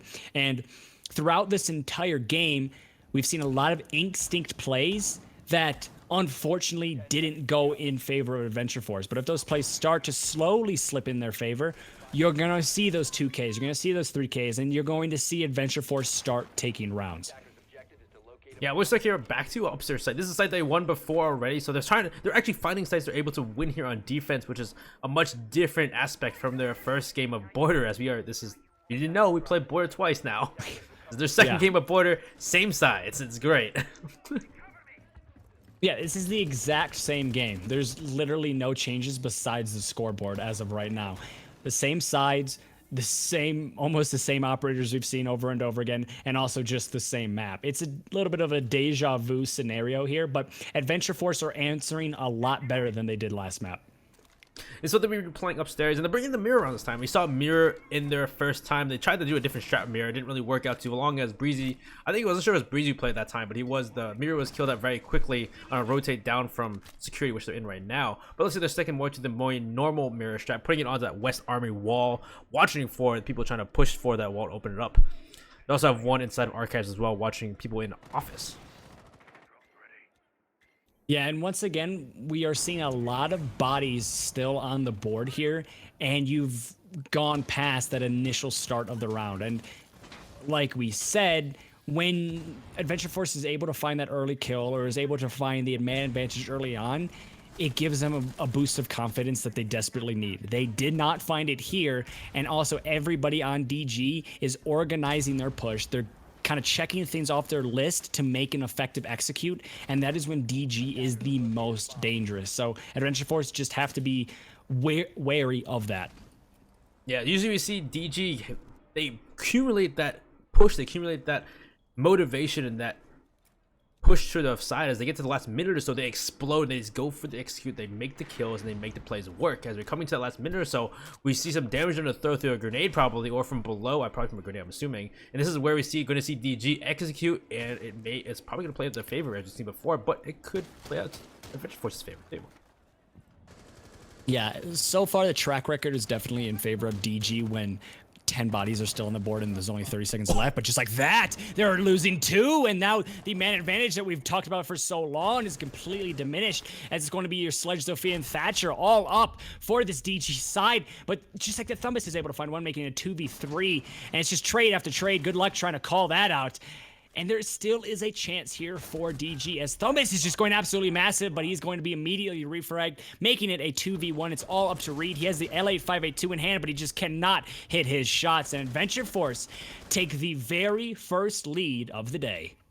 So again, I talk about like that explode in the last minute, but in the last minute when you're trying to go for the plant, it's also when the seeds of chaos can come up. And you talked before, if they work well and they are able to capitalize on some of those moments when DG is still spurring up, they're still spooling up, they're still trying to get that engine going. That's when that chaos can ensue. And as you saw right there, Adventure Force double kill right at the entrance of their execute, and that's what just causes DG just to fly apart. As you saw, trades of kills. It doesn't like now GG's gonna fall apart entirely, but they're trading kills back and forth. It's not going one way or the other like you saw in the previous game. Yeah, and I think something that we're seeing a little bit different from last game is Adventure Force is finally getting those big plays that they've desperately needed. Those Hail Mary type plays, those long yardage type plays that just allow them to not only get a lot of confidence, but also get the advantage in the midst of a round. We've talked about the chaos of things and just the fact that Adventure Force always thrives in it. But another thing is, if you have a man advantage, you simply have man advantage. And that is one of the most powerful tools in Siege. And so far, Adventure Force has been on the winning end of things when it comes to those last 30 seconds and who has more bodies up. They take 3 in a row, or are they down, or are they only 2 in a row so far? They're only 2 in a row, aren't they? I think it's 2 in a row. 2 in a row, yeah, 2 in a row. 2 in a row. Yeah. So 2 in a row so far. They're going to a tertiary site of customs and storage for the tertiary site. They didn't go. Actually, well, I'm not sure if they can go back to ventilation workshop. Or maybe they're not. Maybe they're not choosing not to. I can't remember if they can or not. I don't think they can. I think they can actually. I'm not 100% positive either. They might just be opting to go to this custom site because maybe the downstairs wasn't working for them, or they want to kind of show a different look to Disrupt. But I'm not 100% positive. It's funny because they never played this site last game either. Yeah, no, they did not. I mean, last game, this is a completely different game from last game simply due to the fact that Adventure Force actually got rounds. And I know that sounds a little bit harsh, but it was a 7-0. It was completely in DG's favor, and now we're seeing Adventure Force actually having the lead. If they go for 2.5, though, that would be fantastic for Adventure Force. And they seem to thrive on chaos and, good plays and ridiculous plays. So they're making me attack, maybe on an actual attack, not a meme attack, as they seem to be in the last round of last game. It'd be very different for them. With the multiple grenades and the phase tryouts, it was definitely not the most coordinated and the most effective push we could have seen from them. But I don't know what's going on here. Are they trying? I don't think they're trying to open the hatch. Dude, right? Impact, it didn't open up. Yeah, so he has a shotgun. Trying? Open with the shotgun. What is going? Oh, but he's gonna run into someone right now. This is chaos ensuing as Breezy sees one, but Dumba's get the kill, and he tries to take the shot, but Dumba's taking a to Breezy as well, and that's Dumba's take too, as it's looking to be 3-3. Yeah, Thumbus is one of the newer signings for DG, and I think a lot of people doubted his abilities, and he's really showing up today. There's been multiple times where the only thing you're seeing in the kill feed is Thumbus, and he's on the good side of things. So he's really showing up today. He's able to find 2 huge kills there, and that basically just completely dismantles that up top hold from the side of Adventure Force, as Valkyrie is the last one left here. Yeah, throws on his own up here. He could easily be pinched out by the attackers if they are going to drone him out efficiently, probably at this point. And so Throw is going to need to either leave or try to take at least 1 or 2 with him in the last dying seconds. And it looks like the only person on site is going to be Sour on his own. He sees one, he got the kill, and Throw gets the one to space. He's going to try and leave. Shots come out from security onto his back, and now Throw is just being so many drones. That's some really good place drones, actually. I see that. Yeah, we are reaching the 40-second mark now, and 4 bodies on the side of Disrupt, but a lot of health on the side of the defense, as Thumbus is trying to just land a couple pre-fires, but Suzaku's able to find one onto Yeti that takes down not only the Buck, but also the Sledge. 2 soft destructors that you desperately need to get control of this custom site are going to be dead, but time is ticking away, and their value was definitely diminishing. But something that isn't diminishing is the fact that it is still a 3v3, and no matter what, until that plant is down, time is always going to be in favor of the defense. And right now, with only 8 seconds left, this is looking very, very good for Adventure Force. They just have to play this smart, as it's going to be brought down to a 2v1, and play it smart they are, as Adventure Force are able to take round number 6, going 4-2 into the half. Not at all what I expected, if I'm being honest. Second time's a charm, as we said in chat. We heard in chat before the game started. They were saying, hey, we scouted out DG. We know how they play. This is going to be our game. So 4-2 at the half on defense. It was a scout out game. The 7-0 was simply just a game where they would be able to figure out what DG is doing. And at first, I was like, okay, funny. But now it's looking like that could have been the plan all along. Was it a smart plan to lose it out that harshly? Probably not, but it's working right now. 4-2 going into the half. Yes, it's slightly defender-sided, and also you don't have that Jaeger band to make it incredibly attacker-sided, but this is when the rounds start to count for Adventure Force, because we haven't seen what they can bring on attack other than the kind of meme last round that we saw on the previous map. Yeah, we've seen Adventure Force before. We've seen some fantastic plays on attack. We've seen some more individual plays though from them. But either way, they're a very aggressive team. So attack seems to be their their go-to, their home ground. So hopefully this time we see them bring out the plays and bring out some really good attacks. As we're gonna see, of course, Nomad come out to just try to disrupt any kind of jump outs. As Nomad wasn't banned this time around, surprisingly.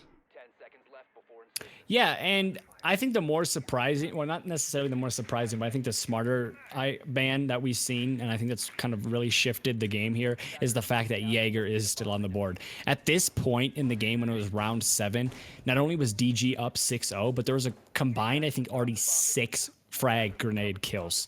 That is insane to think of. You'll see maybe one, maybe... Yeah, you'll see maybe 1, maybe 2, but 6... in 6 rounds, that's 1 a round. That is ridiculous, and it was simply due to the fact Jaeger was banned, but Adventure Force learning from their mistakes, as you should, and they are going to be keeping the Jaeger here. But again, this is where things start to get interesting for Adventure Force, because we have not seen what they can bring on attack, and maybe that element of surprise could be what propels them to a victory here. So it looks like they're going for an east side take instead, go for office and archives. As they drone down and seen that there's quite a few bodies around CCTV and break room. You'll see at least there's one inside CCTV. I think it's Reed on the smoke is in there, if I remember correctly. Yeah, I think it is, if I'm not mistaken as well. Yeah, Reed on. Yeah, okay, yeah, we're good. Actually, Reed's in archives actually. Oh wait, yeah, who's on? Archives. I think it's Jaeger. I have no idea. I think it might be Jaeger. Someone's in CCTV, and we know that. Yeah, I think it's Carnage in CCTV. But it looks like they do notice that they're pushing for east side takes. So a lot of their defenders are at least moving to adapt to that kind of take. Yeah, we are definitely seeing the rotates here from the defense, and it is going to be the Jaeger who is sitting in break room. Spades is able to find the first kill. That's going to be onto Suzaku. So down goes the IQ. So good luck trying to find those Valkyrie camps. It's definitely going to be a lot harder, but Carnage is just missing a couple shots. I don't exactly know. Well, actually, no, it's going to down the Thatcher, and just like that is technically right now a 3v5 as long as someone can put the Thatcher out of his misery, but it looks like Cryogen is going to be able to pick throw up. So 1 minute left now, and yes, you have complete control of that, of that east side of the map, but there's not a lot of presence onto the site from this attacking team, and every single defender right now has full health. Well, Jaeger just lost his. Carnage is actually able to find another, making it a 5v3, and things are really falling apart right now for Adventure Force, slowly but surely. So unfortunately, we're on the most preferred site, so this is probably the hardest and the most well-prepared defense we hear from DG, as they're repelling Adventure Force at every turn, but there's a wall open at least for the Hibana Breezy. And you have Yeti right around the corner, but still, it's 29 seconds left. It's 3v5. Yeah, time is definitely ticking away, and Yeti is able to find another. And there's going to be 2 operators left on the side and make it 1. It's going to be 1 operator left on the side of Adventure Force, and it's going to be the Sophia sitting out here on this north window, just waiting for anyone to peek, and unfortunately, just going to have to withstand at this point, as Nupsau is going to give us a 360 show, and Disrupt take the first round on defense in effort to bring it back, and while they did so flawlessly. Yeah, very dominating first round. It kind of tells a tale for maybe what the other rounds could be like. But same point, Adventure Force, we haven't seen what the extent of their attacks are like. It seemed like that attack had some kind of goal, but unfortunately they lost way too many bodies on the way to that goal of archives. Yeah, there was definitely a formation that you could see from Adventure Force there, but they just lost bodies extremely early on. They kind of lost their momentum in the early stages of that round, and it just started fizzling out more and more as time ticked on, because no matter what, time is always in favor of the defense unless the diffuser is put down. And when you're losing bodies early, when you kind of are losing prawns of the attack that are extremely viable, you tend to see that time ticks away a little bit faster.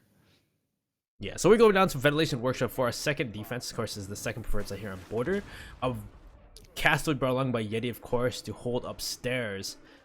And as we saw before from Adventure Force, they really hold this pretty well, actually, as it came down to the last dying seconds, actually, as they just kept trading bodies and ended up being 2v2.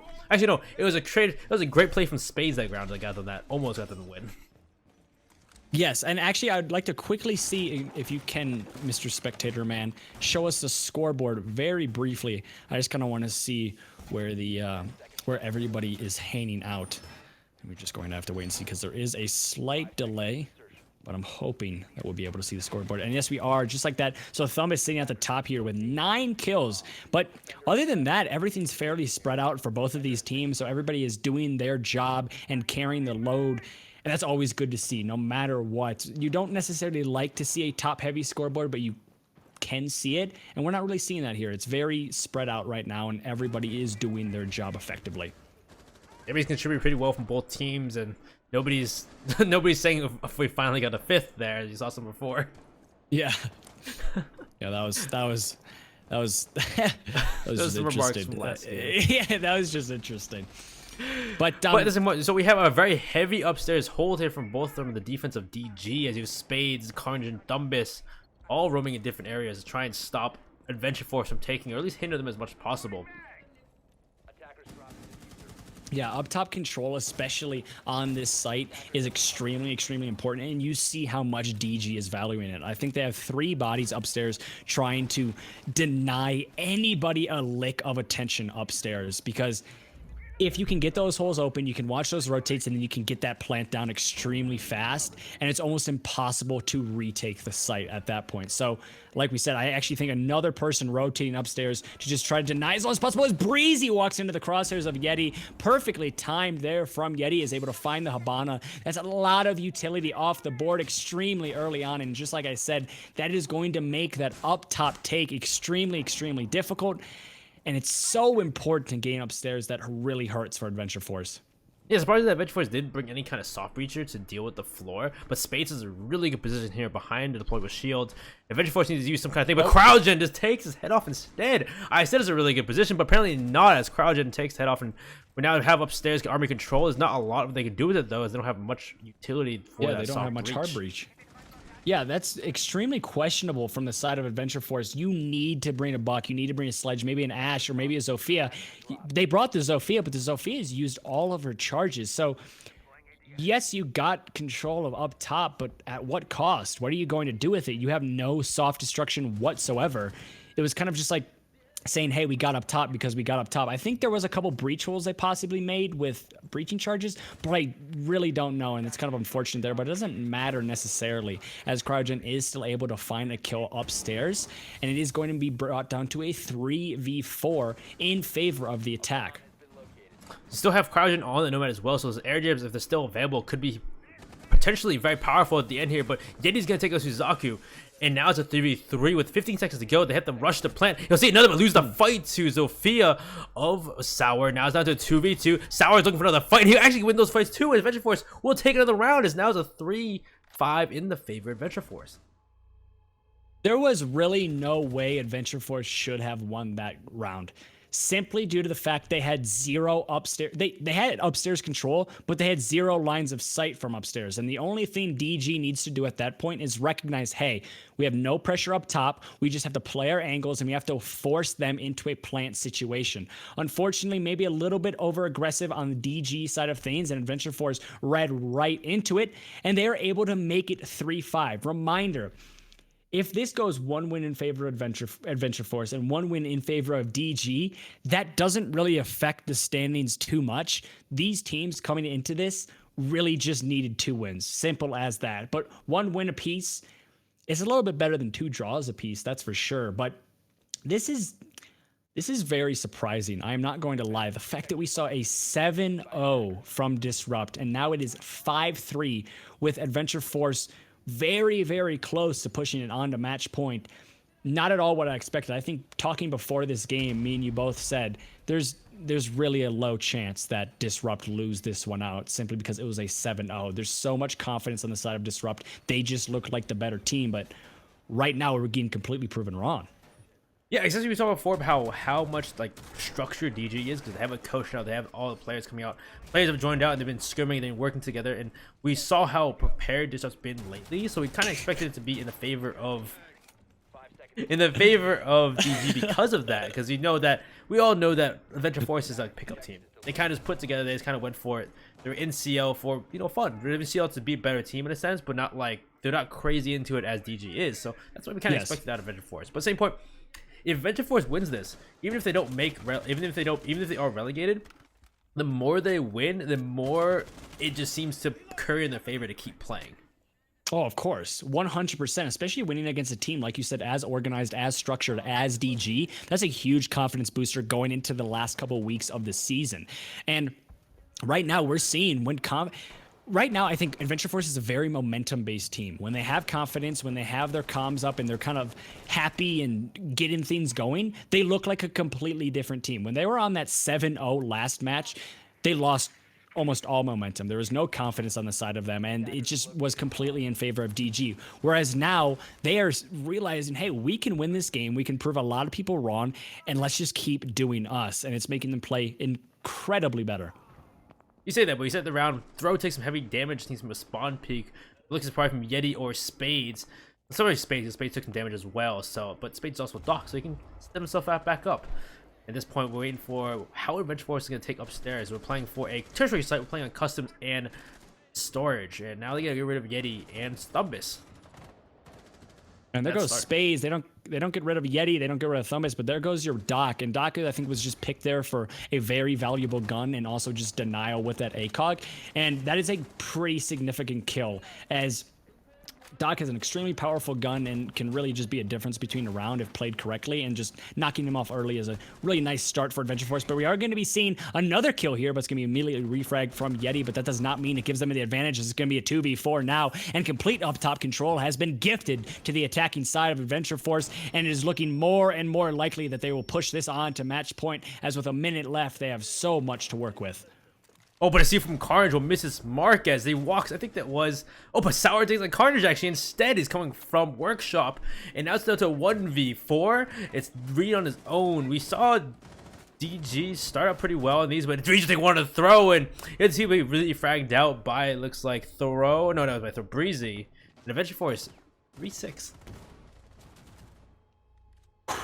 This is so surprising. I am not going to lie. I'm incredibly surprised here. And if I'm on the side of Disrupt, I am more disappointed in this performance on this map than I am on Adventure Force, how I'm happy about this performance. Because I hope you guys understand how I'm phrasing that, but basically, I think this hurts Disrupt more than it helps Adventure Force. Because, like you said, Adventure Force is just almost looking for confidence boosters, and this is a major confidence booster. They were 7-0 last map, and now it is 6-3, and Disrupt are looking like a completely different team from what we saw. They have completely dismantled the side of DG, and that's huge for them. And I think that speaks volumes to the fact that not only is the mental capacity and the mental strength of Adventure Force very strong, but maybe Disrupts is lacking a little bit. The fact that you cannot win 7-0 and then lose, potentially lose. The game's obviously not over, but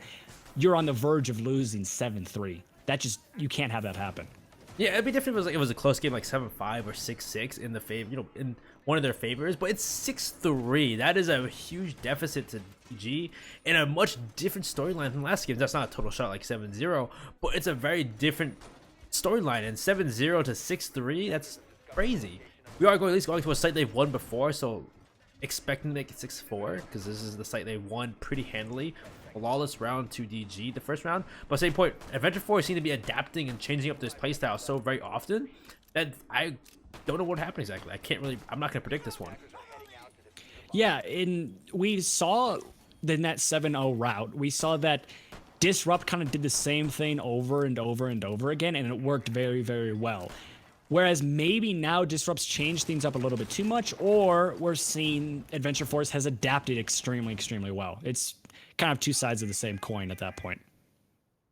We'll start off though with crowd jab being taken out. There goes the Nomad, there goes the air jabs as Reddy's gonna be getting aggressive, and maybe that's what DG needs to do to turn it back around, is be aggressive, play fire with fire. I know we said like if you're a firefighter, you fight water with fire, but I'm not sure how it's gonna work for DG.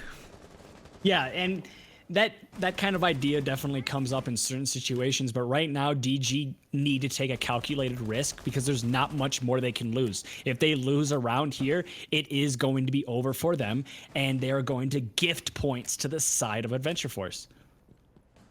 At this point, it's coming to a 4-5. It's still in the favor of the attack. But you see the joining from Adventure Force. They're playing very well together. So very well organized compared to what a few rounds ago, first game. So it's interesting to see the momentum come into the life to come into Adventure Force as they play this game, and they find themselves wanting to win so very much. Yeah, I feel like they were lacking an identity last time around, and now they're starting to find themselves once again. We've seen this from Adventure Force many times before, and it's the fact that it takes a little bit to get the ball rolling, and right now I think the ball is definitely rolling for them. And so it looks like Adventure Force is looking to take an office, but Yeti, who already taken a cryo, is in the way as he saw a throw coming up middle stairs, looking to at least. And Sour's looking for one right behind half wall. He'll not see the foot of what looks like to be Jaeger of Carnage, but Suzaku takes a Yeti in a refrag. Suzaku takes another read as well. He takes some heavy shots though from Sandwich, but someone on Sandwich will be Sour, so now the person with Sandwich doesn't have a problem. Throws in sight. Adventure Force are taking sight away from the last three players. And it's becoming a much of a chaos bloodbath. The Stomach gets one of Suzaku. Stomach gets down a Breezy as well, but throwing at spades, at least in a trade. And has a 2v2. Yeah, down to a 2v2. This is when explosiveness definitely happens, and also it's extremely important round for Disrupt because they are on the verge of completely losing this map out, and valuable points could go down the drain. So it looks like Disrupt these games at least will take that round as Thumbbass will get the last kill on a Sour, but still, that was a much closer round than the first defense they had. That was almost in the favor of Adventure Force. And Adventure Force are slowly crawling back and making these rounds so much more different. Yeah, I do apologize, ladies and gentlemen, if my casting didn't make sense with what was happening. I unfortunately got disconnected from the screen share. We were trying to get that back up and rolling, so I do apologize for that. So we're going to get that figured out, and yes, I am back, ladies and gentlemen. So DG is able to take that round. I do apologize if my casting made no, you're good. I apologize if my casting didn't make any sense because I just could not see the game, but I tried my best. We are moving on to another match point situation here. Obviously, we know that Adventure Force have secured the draw, but the thing that DG need to do right now is be 100% perfect. They can't have any mistakes, or we're going to see Adventure Force win this out. And no mistakes in Siege is so extremely hard, and this is definitely going to be a test for Disrupt. Yeah, so that last round, though, that was such different result from the first round they played that site. They had a dominating, flawless round the first time they defend that site, and then the second time they defend the site, Adventure Force almost take it. They spew that chaos out and they get into site, and they're just doing so much more different, so much different strats than they did the first time. Yeah, and I think Adventure Force, we were joking around in the fact that, like, oh, we were scouting out, we were just changing things up a little bit. But the thing is they almost have. They are completely different. They have read into DG just a little bit. Obviously, DG has taken more rounds than Adventure Force did in that first game because Adventure Force didn't take one round. But this is looking like a completely different Adventure Force team. And I don't necessarily know if it's mistakes from DG, but rather Adventure Force is just playing a lot better. Yeah, because it has been mistakes from DG in some of the rounds, but DG's still playing their game very well, and Adventure Force are just, I think they're reading into it and trying to adapt as much as they can. But still, at the same point, DG still have a chance to bring this back into a tie in their favor, as only 2 more rounds to go in this match. And they still have that. They're going to be playing downstairs ventilation workshop on the second preferred site, and they're going for the upstairs hold once more. Last time they did this, though, it was a very explosive roam clear. Actually, no, yeah, it was a very explosive roam clear, but time was not in their favor, and they still lost this round, DG. Yeah, so we're really just going to have to wait and see what happens here, as this is, again, you cannot get more important than this round for DG because you do not want to give points to Adventure Force, especially you only have a couple more weeks left of CL. You do not want to be put into relegation. This is extremely, extremely important for them. We are reaching that halfway point, though, and every single body is still on the board. We have 10 people still alive, and based off and just as I say that, Reed goes, that's going to be your smoke off the board. That is a huge kill, but Yeti has found himself in a very, very nice position. Could potentially find one. He does. He could find two, but there's someone above him. He needs to recognize that, but it's going to be immediately refragged there, making it a 3v3 and a round that looked like it was going to be shut down for DG. Losing a smoke and losing a Valkyrie so early is slowly coming back, but Sour shuts it down, is making it a 2v3, and it's just a game of kills at this point. No presence on the site as of yet, but so much presence with bullets and guns, as only 2 operators left for the side of Disrupt. Yes, you have the Jaeger, but Castle, not the most favorable gun, is going to have to hit heads. So different last time, though. They have the hard breach, as Velos have to open up some hatches and make at least some dents in the defense. Unfortunately, Sledge of Reed was taken up quickly, so they don't have that. Not Reed. Oh, but Sour take a carnage, and now it's down to a 1v3. This could be the end, as Yeti needs to clutch it for his team. Yeah, and if I was a betting man in this situation, I'd definitely put my money on the attacking side. A UMP in a 1v3 with 30 seconds left is not a very strong position to be in, as Yeti is able to land a couple shots, tries to whip out the pistol, but just like that, Adventure Force, I think, shocking the world a little bit, coming back on the map of Border, which they previously lost 7-0. win it out 7-4. And like I said, if I'm DG in this situation, that hurts me more than it helps Adventure Force, and that just leaves a bad taste in your mouth. What was stats? Anyway. Oh, we weren't able to see it, but I mean that just has got to hurt for DG. Back inside. Yeah, that's definitely a much more painful round for DG as they've lost that 7-4 after coming from a 7-0. That is ridiculous. That is crazy. Yeah, and I mean it really hurts because that is literally the map you just won 7-0. There's nobody is thinking you're going to lose it, but they did. And there's a lot of things you have to go back to the drawing board for. You have to figure some things out because coming into this matchup, it was a situation where you want win-win, not loss-win, not draw-draw. It was a win-win situation. You need to get 2 wins on the board. And unfortunately, DG did not get that here, and they will not be boosted up into the top 4. Yeah, at this point, both teams just get 3 points each, and it's just kind of like you don't move up with bracket, it's just stand still, a stalemate. And unfortunately, they're not going to go anywhere. But DG also need to go for some things. They need to go back in Adventure Force. I'm excited to see them play in the next qualification. Hoping they make it into the next season. I don't think they're going to make top 4, but still, they've been playing so very differently from the beginning of the season to now. It's fantastic. I think the most improved team has to be them, no doubt about it. They came into the quals as a team that just got all together. Yes, there's extremely experienced players on both sides of things, but no one was expecting them to qualify. Nobody was expecting them to put up a fight. And just like that, yeah, they're in 7th place, but they're still doing a solid job and they're proving a lot of people wrong. And sometimes at the end of the day, that's the only thing you need. So guys, if you didn't know, we'll be casting Shrug versus Orgless here shortly. We'll be going to a quick break before we get them going. So don't go away. We'll be back in a little bit. We'll be here a quick break.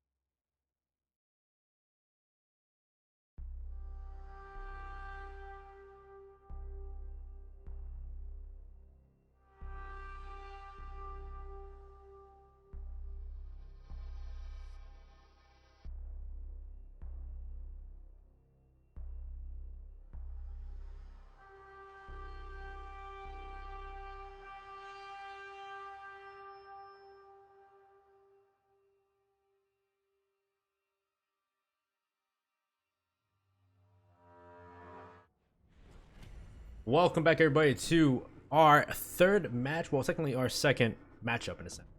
Orgless versus Shrug. Again, I am your caster, Ben Yao, accompanied by our newer caster, who I've not casted before, but he's been fantastic so far. Red Cube.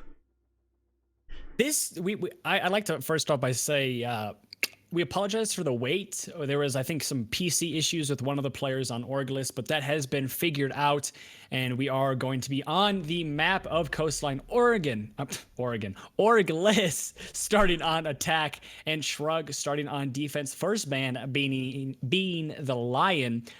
That's actually something I haven't seen in a while. After kind of post-nerf Lion, he's definitely not as viable as he once was. But I think that also could be just Shrug comfort ban. They don't want to deal with a Lion, and they just get him off the board. Capitao also no surprise. Is it Lion isn't as probably used before, but still a Lion in a good team still is could be dangerous, a very powerful tool. It's a dangerous tool that can be used if correctly done by with the attacking team. If they're able to pinch out people correctly. Echo. No surprise, no real talk there. Yo-yo Kais, no disruptions. Go ahead and just go. Don't need like. Yeah. Badly. I mean, Echo is just such a dangerous operator, especially in this meta. The fact that he can not only provide so much intel to the team, but deny a plant as well. It's no surprise that he's banned out. Valkyrie on Coastline is also extremely powerful. You see some cams just tossed up in palm trees that are impossible to see, or there's some areas where just valuable intel comes in handy extremely often. Like almost 9 times out of 10, a Valkyrie is just used very efficiently on Coastline. So not too much of a surprise there. I was maybe expecting a Maestro or maybe a Mira, but not too many surprises from this ban phase. Yes, Lion and Valkyrie are kind of discrepancies, but overall, this is a very typical start so far. So we're starting on the second preferred of kitchen and service rather than hookah and billiards. The picks from both teams aren't too crazy, but Jackal is available, so is Nomad though. So those roamed now operators are being brought out here by Orgless, and let's see how effective they are against the roamers. They're probably Cloudstruck, Mexican, and Wrath. Yeah, and something I think we have to talk about before we get into the matchup is the fact that Orgless are in a must-win situation. They need to win both of these games. A draw isn't going to cut it. A loss is definitely not going to cut it. They need to win both of these games. The pressure is on, but pressure shapes legends. We are just going to have to wait and see if Orgless can live up to it. Yeah, we'll see a Cloudstruck up here using the Mozzie with those pests to deny information from Orgless. And so this is going to be definitely a game of cat and mouse for Orgless. They're going to try to figure out, but Cloudstruck's going for an early peek maybe, or if he's just trying to figure out if any drones are on the VIP balcony. And so for this upstairs take, they're probably going to take upstairs. They have the heart. They have some kind of soft breach, but not a lot though. They have the secondary ITA for Jackal, probably some of the breach charges maybe on either Hibana, Ashe, Sophia. Yeah, and Jackal, especially on this map, not being banned is a little bit of a surprise to me, as we are going to see the first trade immediately there as Cloudstruck kills Trippin, but Trippin kills Cloudstruck.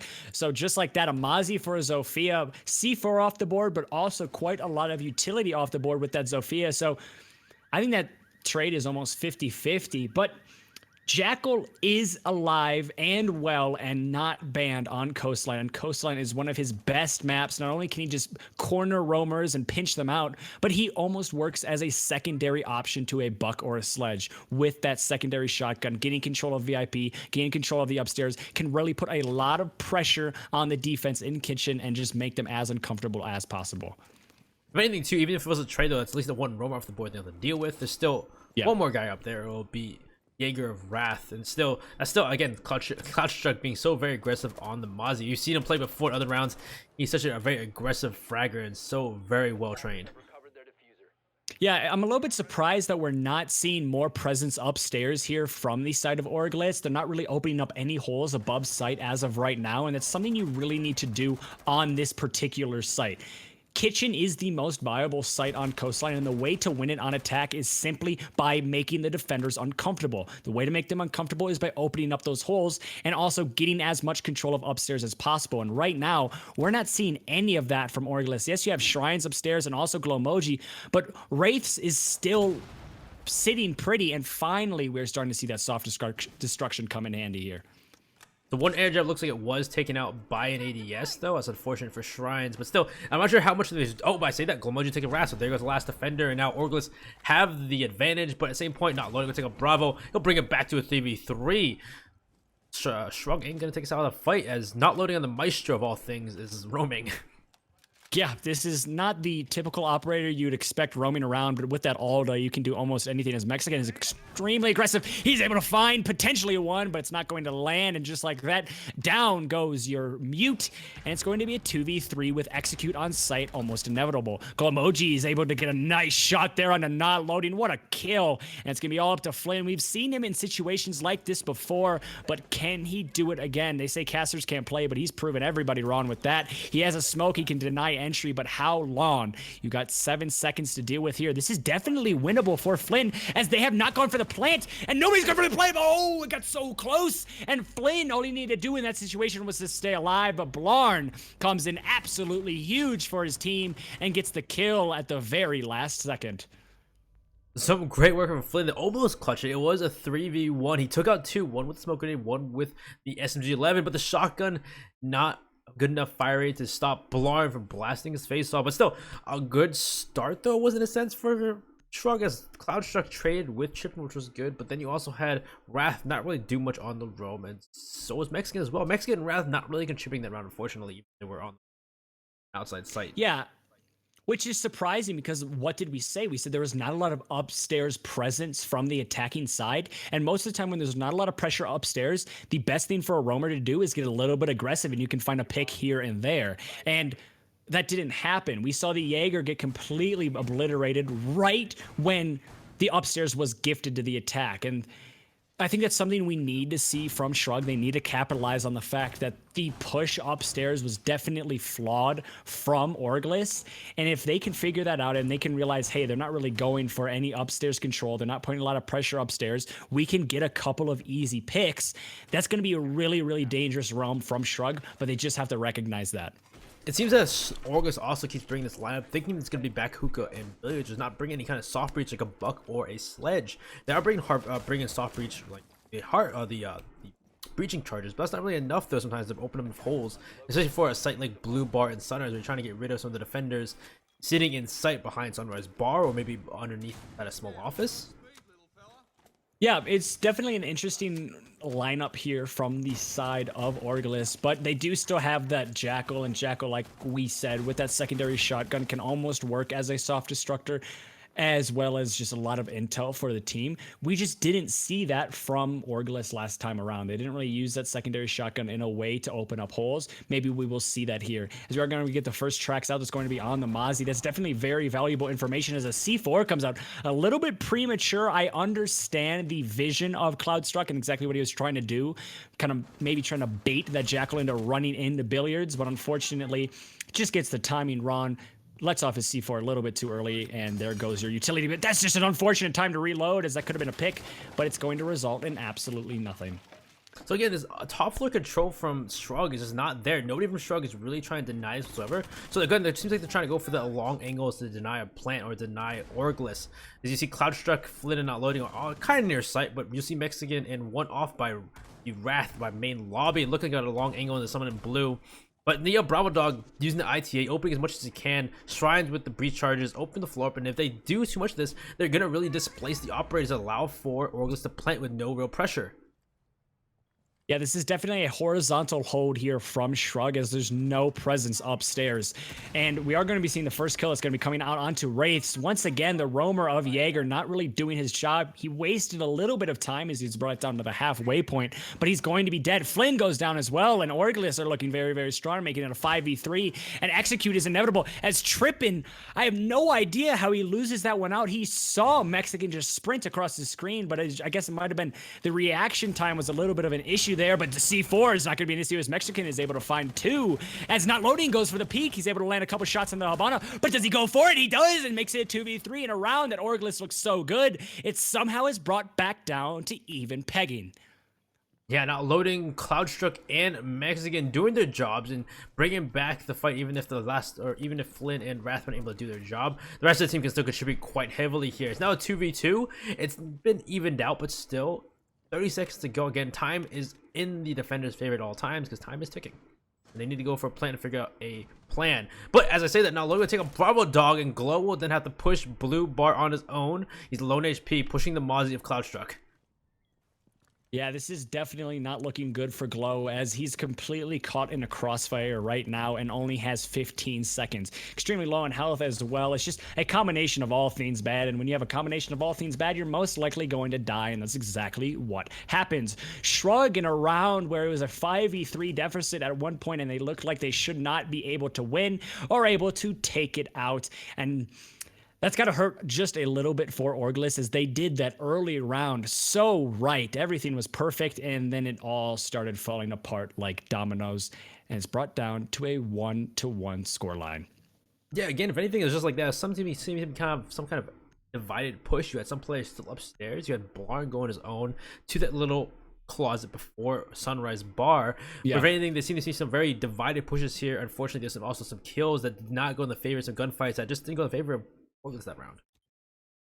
Yeah, like I actually would 100% agree with you there. There was no refrag potential for Blarn pushing in. He was completely by himself in mud, as I call it. But he was completely by himself in that little closet or mud, and Maestro wide swings him. You're not going to win a gunfight against the Alda. And also the fact that Maestro is a 3 armor and you're a 1 armor. It just wasn't really smart from the side of Orgless, as you need to have refrag there. That is your hard breacher. She also, I think, had diffuser as well. The fact that nobody is supporting her, very, very questionable from the side of Orgless. You had some angles taken by some of the other attackers too. Like Trippin was trying to take an angle on Cool Vibe stairs. You also had maybe shrines above. Oh, yeah. And then some unfortunate kills though, is you Mexican get a kill from below with the shotgun and then finishing with the C4, just kind of working out in their favor. Again, that's kind of more, that's more 1v1s. That's not too anything. There's not anything too much you can do about that sometimes. And then Trippin, he sees the head of Mexican. I think actually, if Trippin had gotten the kill Mexican, it could have went very differently right in that during that engagement. Oh, of course. Of course. And that was a really... Oh, it's Cloudstruck's going to go for the C4. That could land, but it's not going to. Very, very aggressive play there from Cloudstruck. And once again, that could have taken off the hard breacher extremely early on. But Blarn is going to stay safe for the time being. And once again, though, Cloudstruck is playing aggressively with those C4s. Sometimes you want your operators with that C4 utility to wait until potentially a plant is coming down, but I think the game plan right now for the side of Shrug is really to just be aggressive, get in the face of Orgless, and tilt them off of their game as soon as possible. So this is the first time they're doing this preferred set of hookah and billiards. Bravo Dog taking a lot of damage, and we see a somewhat unified effort to take VIP and Penthouse. One defender will be in their way, which they could give them in a good sense if they work together, especially with the Jackal tracks, even though Bravo Dog is low in HP. At this point, though, with a minute gone, I'm not sure what exactly they droned out. Yeah, at this point, it seems like right now the attacking team is just chasing Phantom Illusions, and there's not a lot of intel. As Glowmoji is looking like he might orchestrate a push inside, but he's not going to. Cloudstruck still sitting safely in Penthouse, and kind of a cold war right now. Nothing much happening on the side of the attack, and they need to make something happen. You're reaching the halfway point, and there's still 10 bodies on the board. We saw this so many times last map, and it always worked in favor of the defenses. We are going to be seeing Mexican getting very, very aggressive. C4 comes out, is not going to land, and once again, another very aggressive C4 coming so, so close. It makes you wonder, when those things start landing, is that going to be the end of Orgless?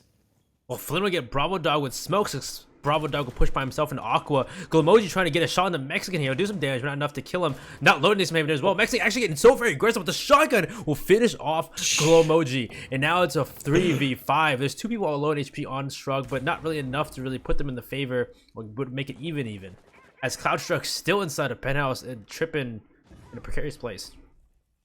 Mexican just wide swinging that Ash is something you don't typically see, but obviously it worked incredible wonders and also in favor of Shrug, and that's definitely going to make Glowmoji just a little bit mad. And I bet you in comms he's saying, why would you peek that? Well, you saw why he peeked that, because it got him a kill. But we are going to be seeing a kill for both teams. It's going to trade out still, though, in favor of the... Well, it's still in favor of the defense, that they also are all able to win that round. And that's 2 kills with smoke cannon. Actually, make it 3 on the entire map so far for Flynn. 3 kills with smoke canisters. That is not typical. Not typical at all. I haven't seen much of it so far. I don't know exactly how he's getting them, but still, great work from Flynn. But either way, I question some utility use as you had Bravo Dog and Jackal. Why he's not working on VIP side or on the other side, working to help every these roamers like Wrath and Cloudstruck, who are sitting in penthouse, sitting by the white stairs. As we are going to be looking at that scoreboard. Sorry, I was just looking briefly over it all. As Glowmoji is the only one really on his team kind of carrying the load here, as he has 4 kills and everybody else has 1 or 2. But the thing is, from Orgless, like we were talking about earlier today, is the fact that this is a must-win situation, and they are looking better than they've looked before. There's still a lot of little mistakes that they need to address, but again, those are little mistakes. The easiest mistakes to correct are little ones, not big ones, and this could easily go in favor of Orgless, but they just need to focus up just a little bit. They need to recognize the stakes of this game, but they also don't want to let the stakes of this game get into their head, because there is a lot of pressure on these players right now to perform, because if they don't get 2 wins today, they are going to be relegated. Yeah, they're on the verge. If you guys didn't know, Orgless right now they are in right now in last. They're in 8th. They have 4 points. If they get 2 wins, they get 6 points out of this. That would elevate them to the same scoreline as Akatsuki, but Akatsuki also haven't played. They're playing recently, or they're playing right now actually. So they're still below Akatsuki technically, but at least puts them that much closer to being in the top 4. Yeah, oh wow, as we're going to see a kill come out immediately. Once again, aggressive play here from Shrug. This time it doesn't work out, and Zofia is able to get a freebie onto the dock. And right now, I think we're looking at a game where Shrug might not be showing as many strats as they would want, as many as they want to, because they are confident in their ability to beat out Orgless simply in a 5v5 situation. That's why we're seeing aggressive plays. That's why we're seeing what? I'm extremely shocked. There's Zofia. Just Cloudstruck has been so aggressive, but nice shot there as Cloudstruck finally goes down. Just the aggressive. What is happening? What a shot there from Wraiths. It's aggressive play, aggressive peaks, and it's just aggressive angles being held here from Shrug. Some work out, some don't, but somehow it is still a 3v3. Shrug definitely isn't showing a lot of strats here, and they are looking very confident in their gun skill. Even in a 3v3 situation, I kind of feel like Shrug is in the driver's seat. So we thought last game was aggressive. We have Shrug here being so much more aggressive too. Of course, Coastline is a map for that more so than Border, but Shrug so far, Cloudstruck, and but another one for Wrath. As Wrath will get 1. Look at another one to Strides as well. That's Triangle emoji off the board. Now it's down just the Blarn on the Twitch at Rain Entrance. That is crazy to see how aggressive this started. Even if it was a kill for the beginning team, it's like, oh, but the headshot from Blarn, Raiders are not loading. Great work from the lean, and just Blarn needs to make a 1v2 with 1 and 12. Wow. I mean, the Jaeger living up to his name and absolutely hunting down every single attacker on the side of Orgless, and that's definitely a confidence booster for Shrug. Wraiths is going absolutely massive that round, and Orgless, you don't want to count them out because it's so early on, and I know we've kind of been bashing them just a little bit, but the reason why is because this is such an important game for them. They can't be having these types of rounds. They can't be having these mistakes because every single thing counts. It's a game of inches, and right now, Orgless is treating it like it's a game of miles, and they cannot do that right now. They need to focus up immediately. Yes, it's 3-1. There's still a lot of siege to be played. They even have another map after this, but they need to put their foot to the floor right now, and they cannot let this game slip away. It is so very important. Anything too is you think Coastline would be an even map, or a map you'd have maybe the attackers a bit more sided, depending on the bans. The bans right now being probably even more than anything, because they don't make that much of a change really. But the fact that 1-3 already, and we're most of the way through this half, is not looking good for Orgless in a sense, unless they do that plus more on their defense side. Excuse me. As we are going to be getting on to what we've seen the defense for Sunrise once before for the side of Shrug, and it was actually a round where I was expecting the side of Orgless to win it out, but we had some discombobulated attacks. Players were separated, Blarn losing the diffuser in a somewhat questionable position, and it really allowed Shrug to find themselves back into this round. There's also some misfires on the side of I think it was not loading, not hitting his shots. No, it was, I forgot exactly who it was not hitting his shots on Mexican, but Mexican finding a C4 kill. It just was a round that easily could have gone in favor of Orgless, but Shrug just showed up. So this is a time for Orgless to redeem themselves here, as they have recognized this defense before, and it looks like it's going to be the same hold, a horizontal hold from the side of Shrug. Let's see if Orgless can bring the proper counter this time around. Yeah, it seems to be the very same operator picks and the same lineup and the same defense from them. So Orgless this time, they started out well last time. They started very well, getting 2 kills in the beginning, but Shrug coming back with those kills and making a 3v3 or 2v3 and then a 0. As we see, Cloudstruck still playing the same play. They need to use the Jackal well enough to get rid of these roamers. They have to recognize it's a horizontal one, but a C4 rains out again kind of premature, but it'll at least get some damage onto Bravo Dog, and Bravo Dog will at least fight back, and Mexican is just so very aggressive, looking for a kill as he walks right back and forth as Cool Vibe stairs, and he's gonna just do heavy damage and leave for the moment. Yeah, as we see the Nomad and the Jackal brought down to very, very low health, as well as the Mute brought down to low health. But in terms of just health numbers, it is still in favor of the defense here, and we are going to be seeing some up-top destruction to try to make these defenders uncomfortable. This is something that I think was lacking just a little bit for Orgless, and I'm glad to see them doing it just a tad more. Reaching about the 1 minute 15 mark with 10 bodies still on the board.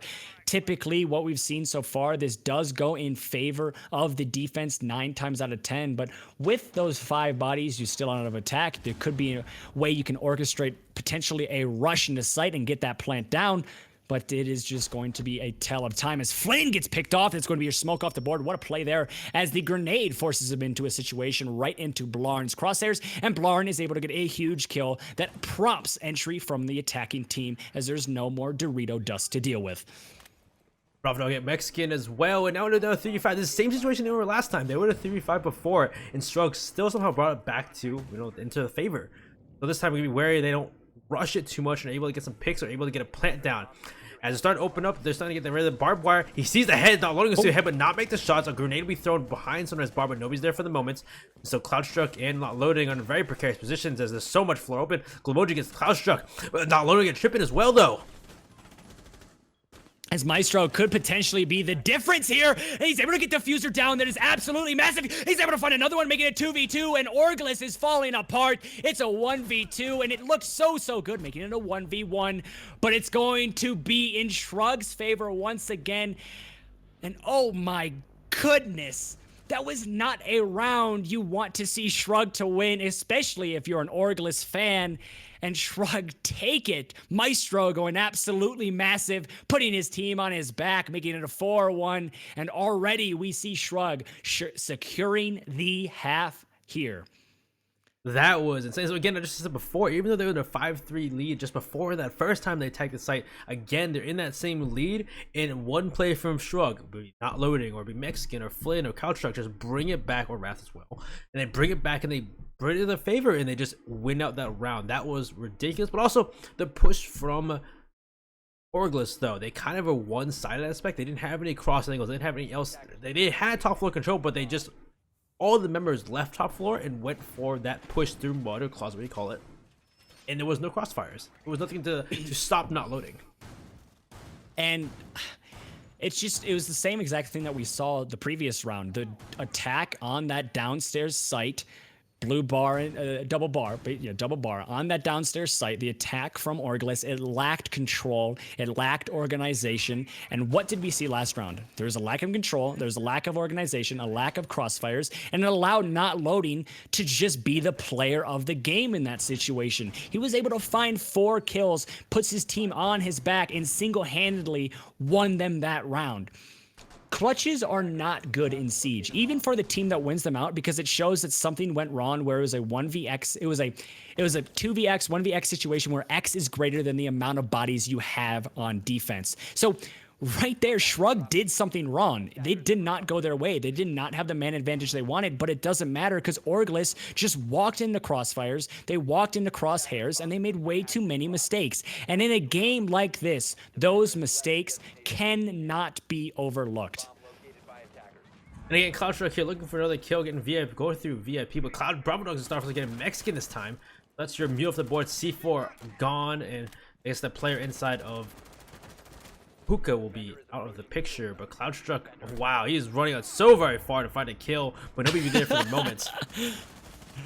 That just shows the confidence that Shrug is playing with right now, as Wraiths is able to find one on the Shrines, evening up the table here, 4-4. And it's going to be the Nomad off the board, but one Nomad is actually going to be activated. I don't exactly know where it was, but a kill was not found off of it, so it doesn't necessarily matter. So a mute off the board for a Nomad. That trade kind of going in favor of the defense, but I Love Trippin is able to find a kill on the Flynn, and just like that, I Love Trippin is walking his way into sight, and he's just sitting in A, waiting for a plant to potentially go down, but where is the support? Someone has to be watching him, and Cloudstruck is not actually going to go for the C4 as Blarn is able to find a kill onto Wraiths, and it's going to be all up to Cloudstruck, and they do get the diffuser down despite not having as much support as you'd expect on the planter, but it does not matter. In a 4v1 situation, you're most likely counting Cloudstruck out, and just like that, a much needed round from Orgless as they are able to bring it 4-2-2.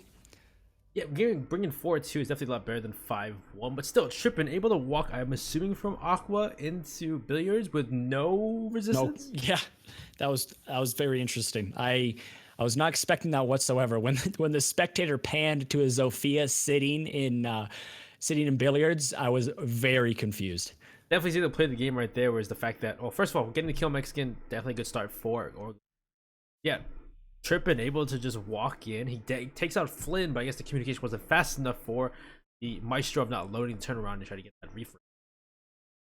Yeah, and sometimes it just comes down to the fact that Trippin was just sprinting in the site, and no matter how fast you can relay information to your team, sometimes those plays are just going to go in favor of whoever is the aggressor. And in that situation, the aggressor was not loading, and it worked out very, very well for him. No, my fault, not loading. It was Trippin who was the aggressor, and it worked out very, very well for him. So Coastline is one of those maps that is actually 50-50 on attack and defense. It's still, it's 0.3 in favor of defenders. So it's the exact numbers are 49.61% attacking win rate and then 50.39% defending win rate. This is the most 50-50 map. So going on to defense where it's a 2-4, that's still very good. Obviously, you'd maybe want a 3-3, but Orgless are definitely still in this game. They have an extremely, extremely slight edge now that they are on defense. So can they capitalize on it? That is the question of the day for right now. Orgless, we need to see what their defense is like, as their attack definitely could have some work to them. They weren't horrible, but they did some mistakes, small mistakes that costed them quite a few of those rounds, as that could be the storyline for Orgless. Let's see how their defense is comparatively. Yeah, and I think the question for Orgless is their cup half full or is their cup half empty? They need to look at this 4-2 deficit instead of it being, oh no, I don't know if we're going to be able to come back from this. Rather, okay, we can come back from this. We have the slight advantage here. Let's capitalize on it and let's make a difference in this game. Let's just get round by round next play mentality. So we'll start with Mex and not loading, already taking control of Aqua. And they have the Nomad and the Jackal to deny any roam presence coming back through luggage. So this would be the chance that Blarn would need to stop them playing the smoke around the corner of Pink. Yeah, we are going to see the Jackal waddling his way through luggage, but Wraiths is able to get the first kill on Aglomosi, and down goes the Pulse. That is a huge operator off the board. So much intel is now not in favor of the defense, but you still have the Legion, you still have the Smoke, you still have the Maestro, so an execute on the site is going to be very hard. And talk about the Maestro, because he is dead now, as Mexican is able to find another one. And just like that, the execute on the site, it's still going to be very hard with that Smoke in play, but it's looking a little bit more viable. Shrines gets a nice kill onto the Dokkaebi, but that's after the call does come out. Blarn is able to even up the table, making it a 3v3. And with 1 minute and 30 seconds left, things are just going absolutely haywire right now. And it is hell in a cell in sight as Nomad sneaks her way up the Cool Vibe stairs. This is a very nice spot to be, but the flank is being watched, and down goes your Nomad, making it a 3v2. You still have all your smokes, no, 2 smokes on the board. and a lack of an execute right now for the attack. They just have to go for frags at this point. Yes, they still have the diffuser in hand, but with 3 operators to smoke a Legion and also the 416 on the side of Jaeger, this is going to be a very, very difficult push from the attack. Yeah, at this point, they kind of lost their advantage in that first time, that effective push in the beginning, and now it's down to a 2v3, and there's not much they can do. They have not much utility left to really do much with. They have smokes trying to cut off pressure, but as you saw before, they're just going to spray through pressure. You had Shrines just pushing through. I think it was 1 kill for Flint. Flint gets taken out by Bravo, and now it's just mixed, but Dex gets one of the Bravo Dog, at least in refrag, but it's the 1v2. Blar, not sure how much he has for smokes left, but it's 26 seconds to go. Yeah, time is definitely ticking down. I'm almost positive that Blarn has, if not one, oh, there goes one. I think he has 1 left now, as 15 seconds is now on the board, and we see Mexican does not have the diffuser. You're just going to have to go for kills at this point. He's going to go for the smoke. He's able to find 1. He has 7 seconds left, and this is easily doable. He just has to win his gunfight. Unfortunately, he can't, and Orgless win it out on their first round on defense, and they're slowly but surely finding their way back into this game. That's at least 1 round out. There's only 1 more round before they can tie it up. And Orgless, very scared for a second there. They started that round very shaky in terms of losing out the first entry kills, but then able to hold it down as you had Blonde around pink. You had Shrines spraying through the smoke right through. They may have got rid of the pulse, but they still had Bravo also holding down the flank. At least Wrath trying to go behind and get a kill. Because again, that was a very horizontal push coming from Shrug. They didn't have much of that. They didn't have much utility to try to go for that push. They still had too much utility on the side of the defense to allow that to happen. Yeah, and I'm just getting information. I think it's Wrath instead of Wraiths. So I think, or Wraith, maybe just, I don't know. Somebody just told me that I am saying it just a little bit different. So I'll try to figure that out. I think it's Wrath. I'm almost 100% positive it's Wrath. If it's not, I'm probably going to get another message here that it's not Wrath, but we're going to start calling him Wrath from now on. So like we are seeing so far from Shrug is, I actually, to change my train of thought just a little bit, Shrug is playing in a slightly, I think, conservative play style in the fact that they're not showing too many strats and they're almost relying on gun skill and gunfights. I haven't watched every single VOD from Shrug, and I don't know if that's maybe just their play style, but what I'm seeing so far is they're pretty confident in this game. They're pretty confident in this matchup, and I don't necessarily know if they want to show everything they have, especially on the map of Coastline that is played very, very often. But yeah, that push from last round, though, they had some very good picks in the beginning, but there wasn't a lot of depth to that push. They just pushed through Aqua and went for a Billiards push. You had Wrath try to go for a flank up upstairs, but that's really about it. Yeah, there's not much that they're showing. It's all kind of very typical pushes, and most of the time when you see typical pushes or pushes that don't have much substance to them, it points to the idea that Shrug is just confident in their gameplay, confident in their gun skill, and confident in just winning the match overall. At this point, we're going down to a double bar defense here for Orgless. Still having, just like I saw before from Shrug, they can have the upstairs. Actually, no, we didn't see an upstairs control when Shrug played this site. So far, Orgless are doing that differently. They're going to go for an upstairs, take a vertical hold rather than a horizontal hold. Yeah, we saw a lot of horizontal holds on the side of Shrug, but obviously this defense from Orgless is a little bit different. It's a little bit of a different look from what we've seen so far. But right now, the push from the side of Shrug, it looks like it's going to be coming from the kitchen side and the east side. And Twitch finds, Cloudstruck finds himself in a position that could be very advantageous. But Glowmoji is able to find the first kill, and that's going to be onto Wrath. And Wrath going down as your Ash, that's your entry fragger going down first. That's not something you really want to see when you are on attack, but it's definitely fixable, and there's still a lot of time to get things rolling here for Shrug, as we are going to be seeing Mexican is able to confirm the kill onto Glowmoji, as so close to finding another, but unfortunately, no cigar. Cloudstruck is able to find one onto Bravo Dog, and just like that, Cloudstruck is able to find 2, and it's going to be Shrines as well down. It's going to be your Maestro and your Mute, the last 2 alive with 1 minute left. So much time to work with, and you also have the man advantage that is now a 1v3 situation. Not only could a plant come down, make it a 1v2. What a nice shot there from Blarn, a very long angle being held, but that's going to give away his intel as shots are riddling out onto his doorway. A plant should be coming down here, and yes, it is. is Mexican is going to go for the plant, trying to stick it out, as forcing a retake in a 1v2 situation against a mute is the best course of kind of basically your best option in this type of situation, as you do still have the F2 and also the M762 on the side of attack. This is definitely looking very, very good for the attacking team. There it is. And just like that. I like his trade, actually. Wait, actually, oh, wow. Blind, well, see, Cloud is only low HP, so Blind just has to make one shot, but then Cloud also made the headshot anyway, too. And it's also, the F2 is just an incredible gun. But yes. That was, I think that hold really was it was strong from Orgless, but they just lost bodies a little bit too quickly. Glowmoji did get the first kill onto, I think it was Wrath. Yeah. Glowmoji got the first kill.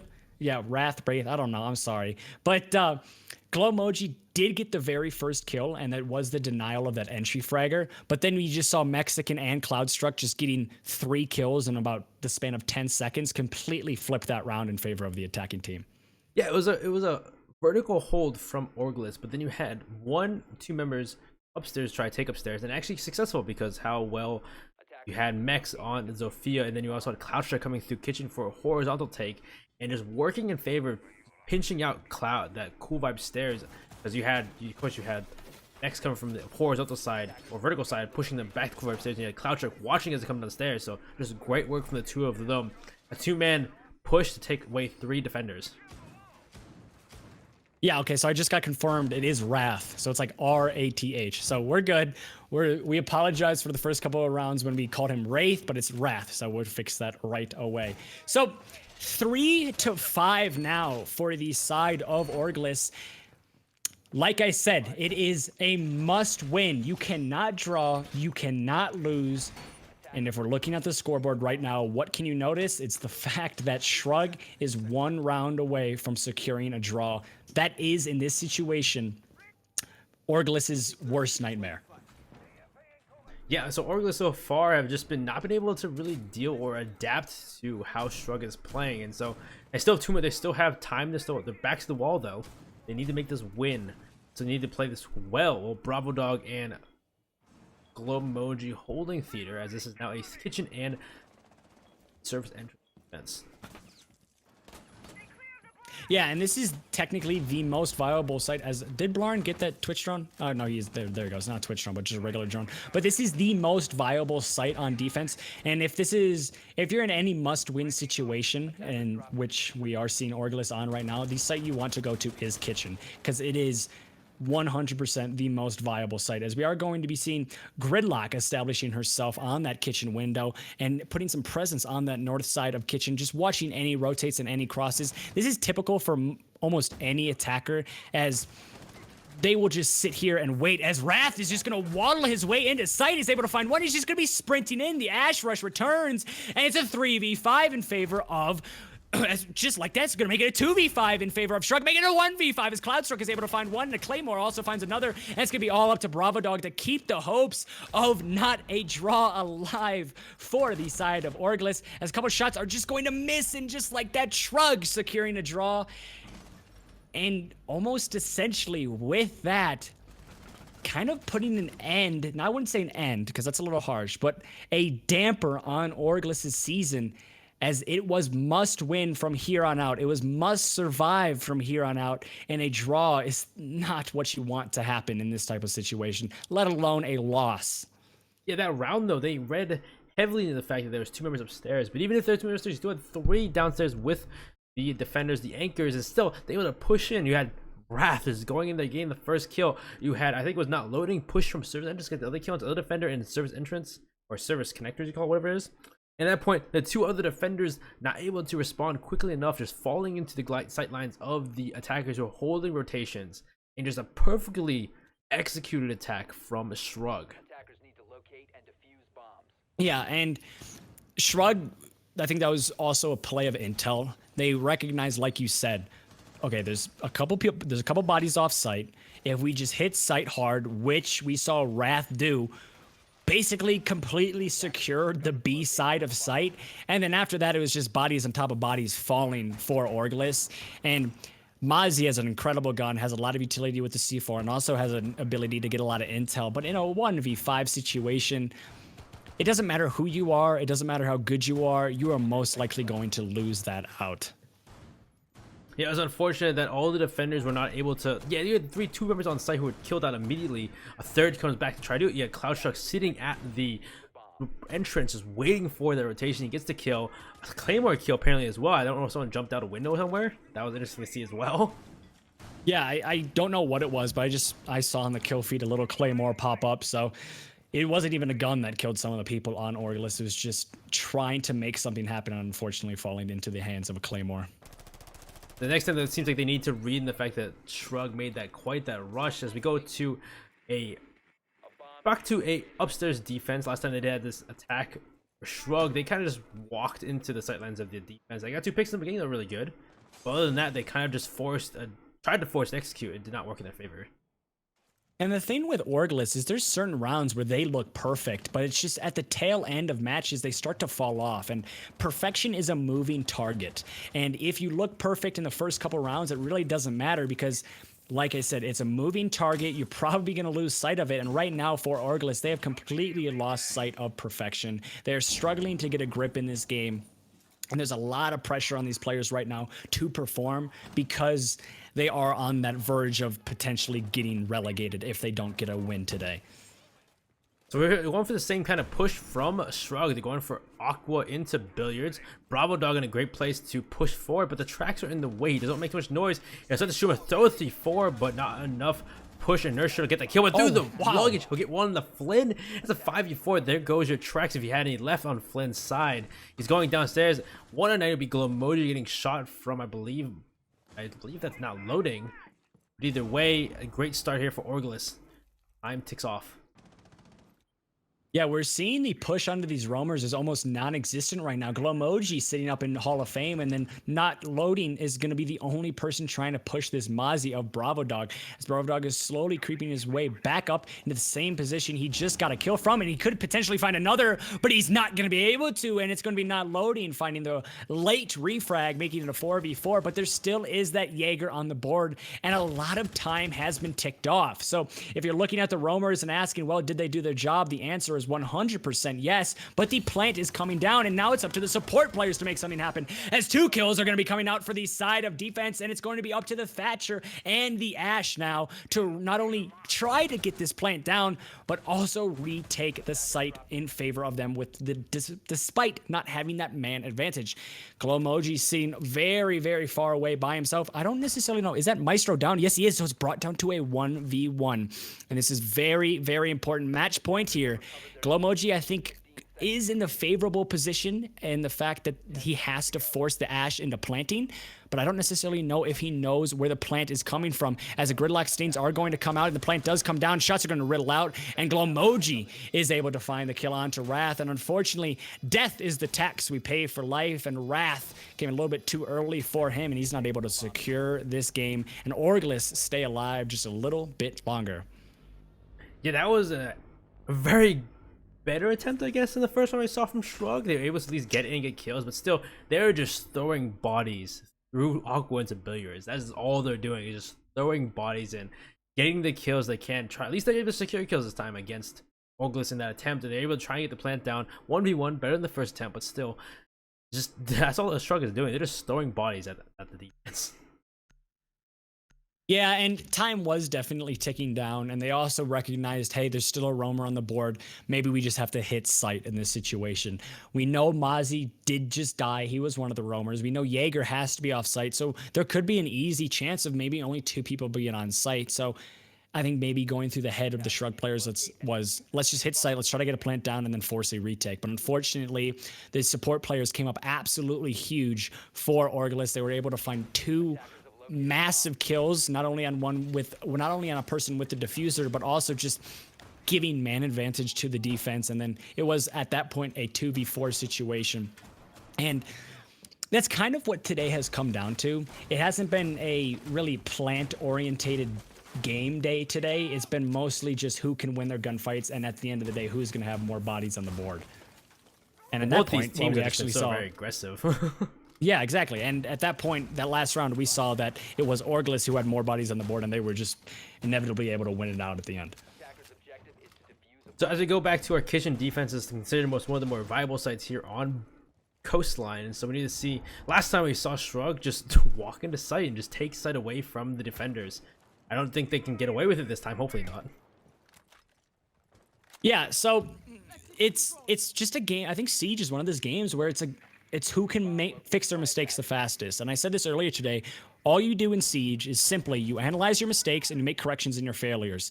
And it's a lot easier said than it is done, as Bravo Dog is actually able to find the first kill on the Cloudstruck. And Cloudstruck with that F2 has been very, very good for Shrug. So that's a huge kill for Bravo Dog. And Bravo Dog has been playing extremely well as well, because he got the opening frag last round. He got the opening frag, I think, the round before that. And he also gets the opening frag here. So he is playing very, very well for Orgless. And he is trying to just keep them in this game for as long as possible. We're getting the first pick too, puts them in that momentum, gives them momentum of the round and anything. They need to get aggressive though to try and deny some of that quick pushes from Shrug. I've seen them before. They really are efficient though. They're getting in the site very quickly, getting into the territory they need to make an execute. So here, Orgless needs to stop them, needs to put hinder their plans, need to at least slow them down as much as possible. Yeah, and time management for a lot of the CL teams isn't necessarily an issue, but a lot of the defenders can make it an issue. And I think that's what Glow Emoji is trying to do here. But unfortunately, an issue for him is his head is gone, as Wrath is able to get the kill, evening up the scoreboard 4-4 now, as another kill in favor of Shrug, as Mexican takes down Shrines, as potentially another one, but it's going to be immediately refragged. But the advantage is still in favor of the attack here. And it's just been a trade after trade type of day-to-day, trying to cast these types of games when it's super instant impacts and super instant kills and it's back to back to back is extremely hard. But that's what we've seen all day today. It's been explosive plays. Yeah, exactly. And that's what we've seen all day today. It's been not really methodical play or kind of kill here and there. It's always been explosive play after explosive play, back to back to back to back, and it's made some very entertaining Siege.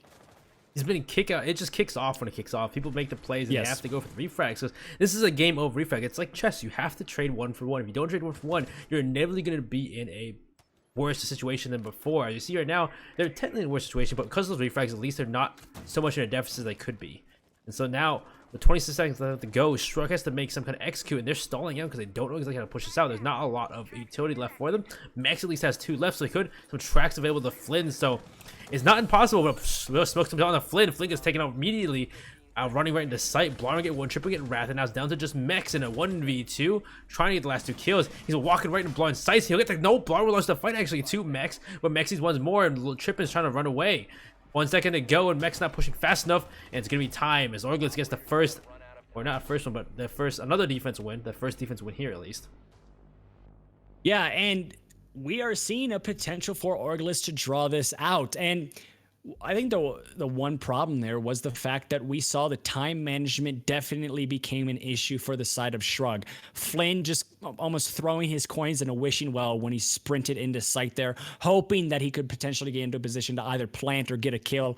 And unfortunately, I think there might have been just a lucky shot through the smoke that took him down. But it's kind of those desperate plays like that point to the idea that, hey, maybe, just maybe, we ran out of time and we're forcing things that shouldn't be forced. And that's kind of what happened with Shrug. And it's put Orgless in a situation where they easily could escape this game that was once 7-2. That was once 6-2 as a draw. And that's going to be absolutely huge for them. It could be a confidence booster. It's not going to give them the points that they want, but it's going to give them some momentum and some confidence that they could use later on in today's games or maybe in next week's games. Yep, this will be the last game of relegation. Or actually, no, last round in general, actually. This has to be the last round, as there's no way to go to overtime. It's either win, lose, or, well, win or draw here for, draw or loss here for Orgless. Yes. This is a do or die for them, and this site, especially so far, has been weird for them. They had a vertical defense last time. They had people upstairs, but unfortunately, 2 members of Shrug were able to dismantle those roamers. So this time they need to be wary and more supportive of the roamers to try and not let them get killed so easily from Shrug. Yeah, and Stats, we can look at the stats and we can look at all the numbers, but I always say stats are like bikinis. They show a lot, but they don't show everything, and they also hide the most important parts. And if you look at just the stats of these two teams, Shrug is definitely the favorite in this situation. They have the 9 points. They have the much better record, but Orgless, they kind of have something that you can't count out, is just the mentality of we need to win and we need to get some points here. And sometimes that's a little bit more powerful than just simple stats and things like that. And this could easily be what's pushing them into a situation where they can draw it, as Go Emoji is able to find the first kill onto Wrath. And that's going to be huge for them, as once again, Wrath on Ashe has been extremely explosive certain rounds, but also has died in very early in certain rounds. And that's a really, really nice start for the Jaeger, as he could potentially find another, but he is brought down to very, very low health. And if he trips over his shoelaces, he is going to meet the grave. Yeah, Glow will get down, but also get picked up, I guess, by Doc. But he's also in a corner where he can't move. There's no rotation. Actually, there's rotation now. I think he actually impacted that wall, downing him by picking up the Doc. Bravo gets one not loading as well, and Orgless doing a lot better this time. Glow takes a lot of damage at that impact. And I try to take a shot, but Glow almost takes a shot on the Mexican as he tries to get that angle. And now Shrug down 3 members in a 5v2. Yeah, and just like that, we are also going to see another member down. It's going to be a 5v1, and Orgless escaping the loss and get a flawless round to secure a draw. It's not what they wanted, it's not what they needed, but it definitely helps in terms of confidence and in terms of just kind of going into the next map with maybe a higher head than what you had before. Yes, or score-wise, you can definitely see that Shrug are doing so very well, but at the same point, cannot count Orgless. Not count them out whatsoever. So we'll be going into the mission real quick, guys. Yeah, definitely. Yeah, definitely not at all. All right, we don't know exactly what map we're going to be going on to next, but we are going to go into a brief break here, and we will be right back with the final match of day 5 or week 5 of CL North America. Yeah, we'll be back in a little bit, guys, with our next match. Stay tuned. We'll be back in a little bit, but still, full team. 6.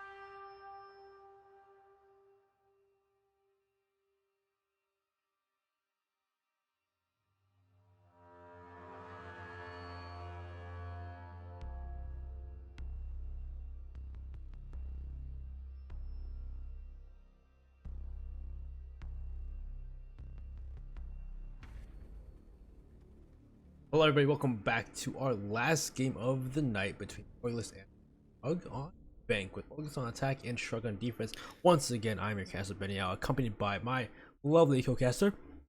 Thank you. Yes, this is the very last match of the day, and we're going on to Bank. We've seen two border, one coastline, and one Bank. Bank is one of my favorite maps to cast, as things can just be completely flipped on their head with the turn of a switch. But Jackal and Hibana being banned, absolutely no surprise there. Jackal on a map as big as Bank is so easy to just pinpoint where you should roam clear. As is the fact Hibana on a map of Bank that has the most hatches out of any map is no surprise at all. Maestro as well. These are looking like very, very typical bans, something you see all the time. I'm expecting a Mira or an Echo here. Mirror would make more sense, as you've seen there's a lot of sites that use Mirror very well. On Bank, Maestro being banned out usually due to the fact that Alda at certain angles is pretty strong, rather than the Echo. But well, Mara being the other one. But now Echo is available, so IQ will be that much more required by the attacking team of Orgless. If I'm not mistaken, I think this is actually the very first map where Echo is in play. If I'm not wrong, let me try to think here quickly. No, I meant like map as in today's CL maps. Oh yeah. Yeah, but no. So I think if I'm looking back here, let me look at my notes. Yeah, no. So this is the very first map that Echo is going to be in play, and we see that Mexican is going to be hopping right on to him immediately, and IQ is going to be being brought from Glow Emoji as well as a Lion 6-pick. That's very interesting. Yeah, because you need another Heartbreacher because a Maverick. Yeah, you need that Maverick. Yeah, so they usually use the Thermite for maybe one hatch and the wall for a default plan, of course. But then also you need another Heartbreacher to get the other hatches to help out with that oversight with those crossfires. But unfortunately, we see Blarn 6-picking off of the Maverick onto a Lion instead. So this is going to be interesting how well they play this out. What they're going to do for they go for maybe a Locker's take. That's not new. No, not very often. Yeah, I'm a little bit confused here. Obviously, these guys are the CL players and we're just the casters, but something you always see on this map is you need another hard breacher if Hibana is banned. Thermite's main usage is just getting open that downstairs wall and maybe one hatch. That's all he can do. Maverick allows so many different lines of sight downstairs, especially when you need to execute on the site.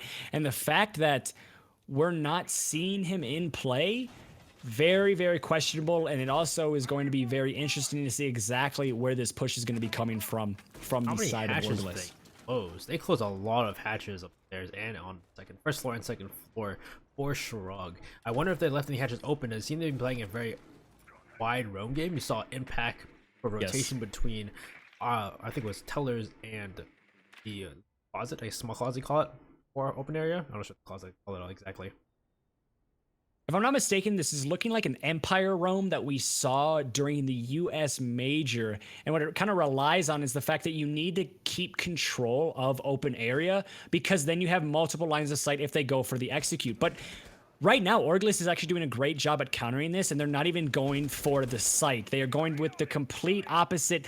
I think that's the complete opposite. They're going for that west side push, and it's forcing all of the defenders back downstairs. So the Empire hold is definitely not working right now, as Shrines just finds himself all the way downstairs in Vault. And this is looking like a very aggressive attack, as Shrines is able to find two, just catching one by surprise. But finally, the diffuser goes down, and that's in a very, very dangerous position. And a round that looked really, really good for the attack is slowly but surely maybe slipping away, but that diffuser is going to be recovered, and that is going to be helping this attacking side just a little bit more. But Trippin is able to get a kill onto Wrath. It's going to be the Echo and the Castle last alive, but Echo essentially is the best operator to have in this late round situation. Let's see how well Mexican can use his utility. As I say that, did you say that though? Trippers are thinking about Glow will take a crouch strike, and actually a trade between Glow and crouch strike, but still Orgless. Great read, and also a great response from Shrug to at least know what they were doing, but not able to fight well enough back at Orgless for that round. Yeah, that was just unfortunate timing there for the Echo. The moment when kind of all eyes were on him, he just gets absolutely obliterated. But like you said, really good read from the hold from Orgless. They recognized, hey, we know that direct counter to this, we have to push from main lobby, and we have to push them back downstairs. The way to do that is, again, push from main lobby, get behind them, and force all the defenders into a situation where they have to give up open area. That's exactly what happened. You don't necessarily need to push from open area in that situation, and we didn't see Orgless did that, but it still worked out in the end, and they were able to win out that round. So really, really good way of just realizing what exactly is happening with that defensive hold from Shrug. And so at this point, we're going to see if Shrug tries it again. Looks like they are actually going to try another defense. They're bringing along mechs on the Pulse this time. Cloudstruck on the Kite. Looks like they tried more for a more timid, more default hold on this, as they can try to have the Kite hold the hatches most likely, and have the Pulse probably holding gold most likely. We'll see if they do the same thing, if they try to push for those same hatches, because you only have 2 Electric Claws. You can only stop them opening, or at least hindering them opening 2 hatches. As Blarn actually is bringing the Maverick along this time, so it definitely seems to be more default, more, you know, normal hold from both teams. Yeah, I think both teams are doing more default holds. We see the Pulse is going to be brought out, and the Pulse in Vault, especially on this downstairs defense, is something you see every single day of the week, and it's something we actually didn't see last round because we saw this team of Shrug going for a slightly different push. That's my fault, a slightly different hold, and then we also saw a slightly different push from the side of Orgless. So now we're kind of moving back into the typical things as Mexican is getting a little bit aggressive onto that dirt tunnel, but nobody is going to be walking into his heartbeat detector, and he's just going to be sitting in Vault for most likely a good portion of this round. Surprising that bringing along having Flynn or someone with a shotgun hold that that server stairs with a shotgun you see so very often, and more than anything too, you see Blarn opening up a small hole into that hatch on the hallway, allowing for an angle on somebody inside of red. We get to work on this hatch above CCTV. Hopefully use up not too much of his canisters in that regard, and hopefully we see the rest of Orgless get to work on trying to take servers. Yeah, and Maverick is one of those operators where it's a simple art to learn, but it's a very hard art to master, and it looks like Blarn knows exactly what he's doing trying to get this trapdoor open. He's definitely taking a little bit of a longer time than I would have expected, but he actually isn't going to open it all of the way and is just going to opt for those lines of sight downstairs. So the next objective of these attackers is to get control of server and blue, and that's exactly what they're going to be doing right now, thatchering off that trap door. But we do have, I don't exactly know who that is. Yes, it's the Jaeger playing very aggressively on this blue stairs. Typically, actually, you'd see a Jaeger shotgun on these blue stairs, but Wrath is going to be opting for that 416 carbine, and instead is just going to be trying his best to hold them off for as long as possible. He does have the support of Cloudstruck sitting behind the server stack, but he has been pushed down already at the bottom of the blue stairs. So great job so far of the tech.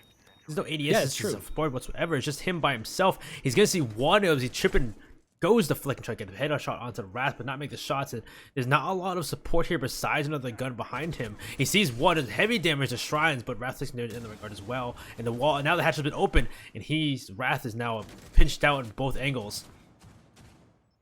Yeah, it looks like he's going to actually opt to get aggressive, and this could work in his favor, but a flash is going to come out and it's going to force him downstairs. What a shot there from Wrath as he's able to find the Maverick. Could he find another? And he does, and there goes the down, and Wrath is going absolutely massive. Could he find a third? But he does not. Thermite finally shutting down the Jaeger, but he definitely did his job as there's only 30 seconds left, but there's also only one operator left. Jaeger has done his job, but now it's up to Flynn to do the rest of the work all by himself. He is able to find the IQ, and that's just going to make it slightly easier, but with that wall open and the lines of sight being put onto Flynn's head, things are going to get very, very difficult as that smoke also misses, and the plant is still going to be coming down safely. Smoke is going to come out, but it's not going to matter, and just like that, a retake situation in 2v1, especially on this downstairs site, is almost impossible.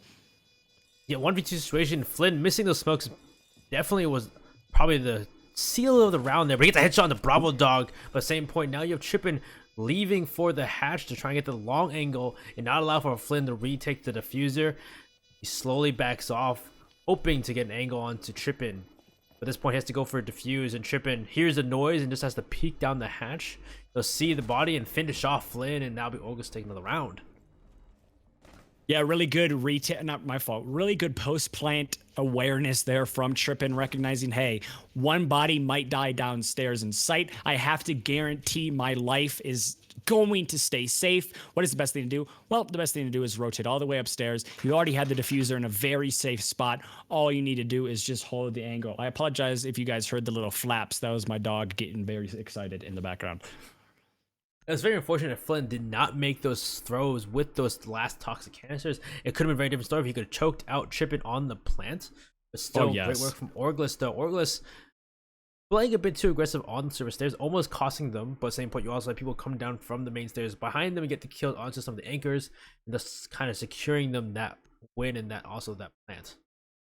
But the one thing we have to remember is this is something we've seen from Orgless time and time again. They start out extremely strong. They look almost perfect, but I said this last time, perfection is a moving target, and it seems Orgless just isn't able to track it well enough. And then they start to fall off in the later rounds, and it's something we've seen. Obviously, last round they were able to bring it back in the later rounds, but the reason they had to bring it back was because they lost it out in the later rounds as well. So we need to make sure, especially if I'm on the side of Orgless, we need to make sure that this same mentality, this same momentum, and this same way of playing stays consistent throughout. It's much easier said than done, but that is definitely the recipe for success for this Orgless team, because I mean, at the end of the day, a team is undefeated when they have more points than the other team. Very much true. I think that's just kind of the blunt truth of it all. As anything, though, they've tried it twice below, so they're gonna retake. They're gonna try a different side at this point because they've lost 2 in a row. Going for a third time, kind of a bit insanity. You've seen teams do it though, where they retry 3 times in a row and maybe get a third time. So Orgless this time are bringing a different storyline, as they've actually read into the fact they're actually picking a different side. So now Blarn, it seems to be the flex operator. He's picking a different operator each time. He's played Maverick, he's played Lion, now he's playing Capital. Then the defense, not much of a change. You have Cloud Shrug on a Mozzie this time though. Flynn on the castle for those castle barricades to allow them to play upstairs safely to get shot from the west parking lot. As we are going to be seeing an Echo once again in play.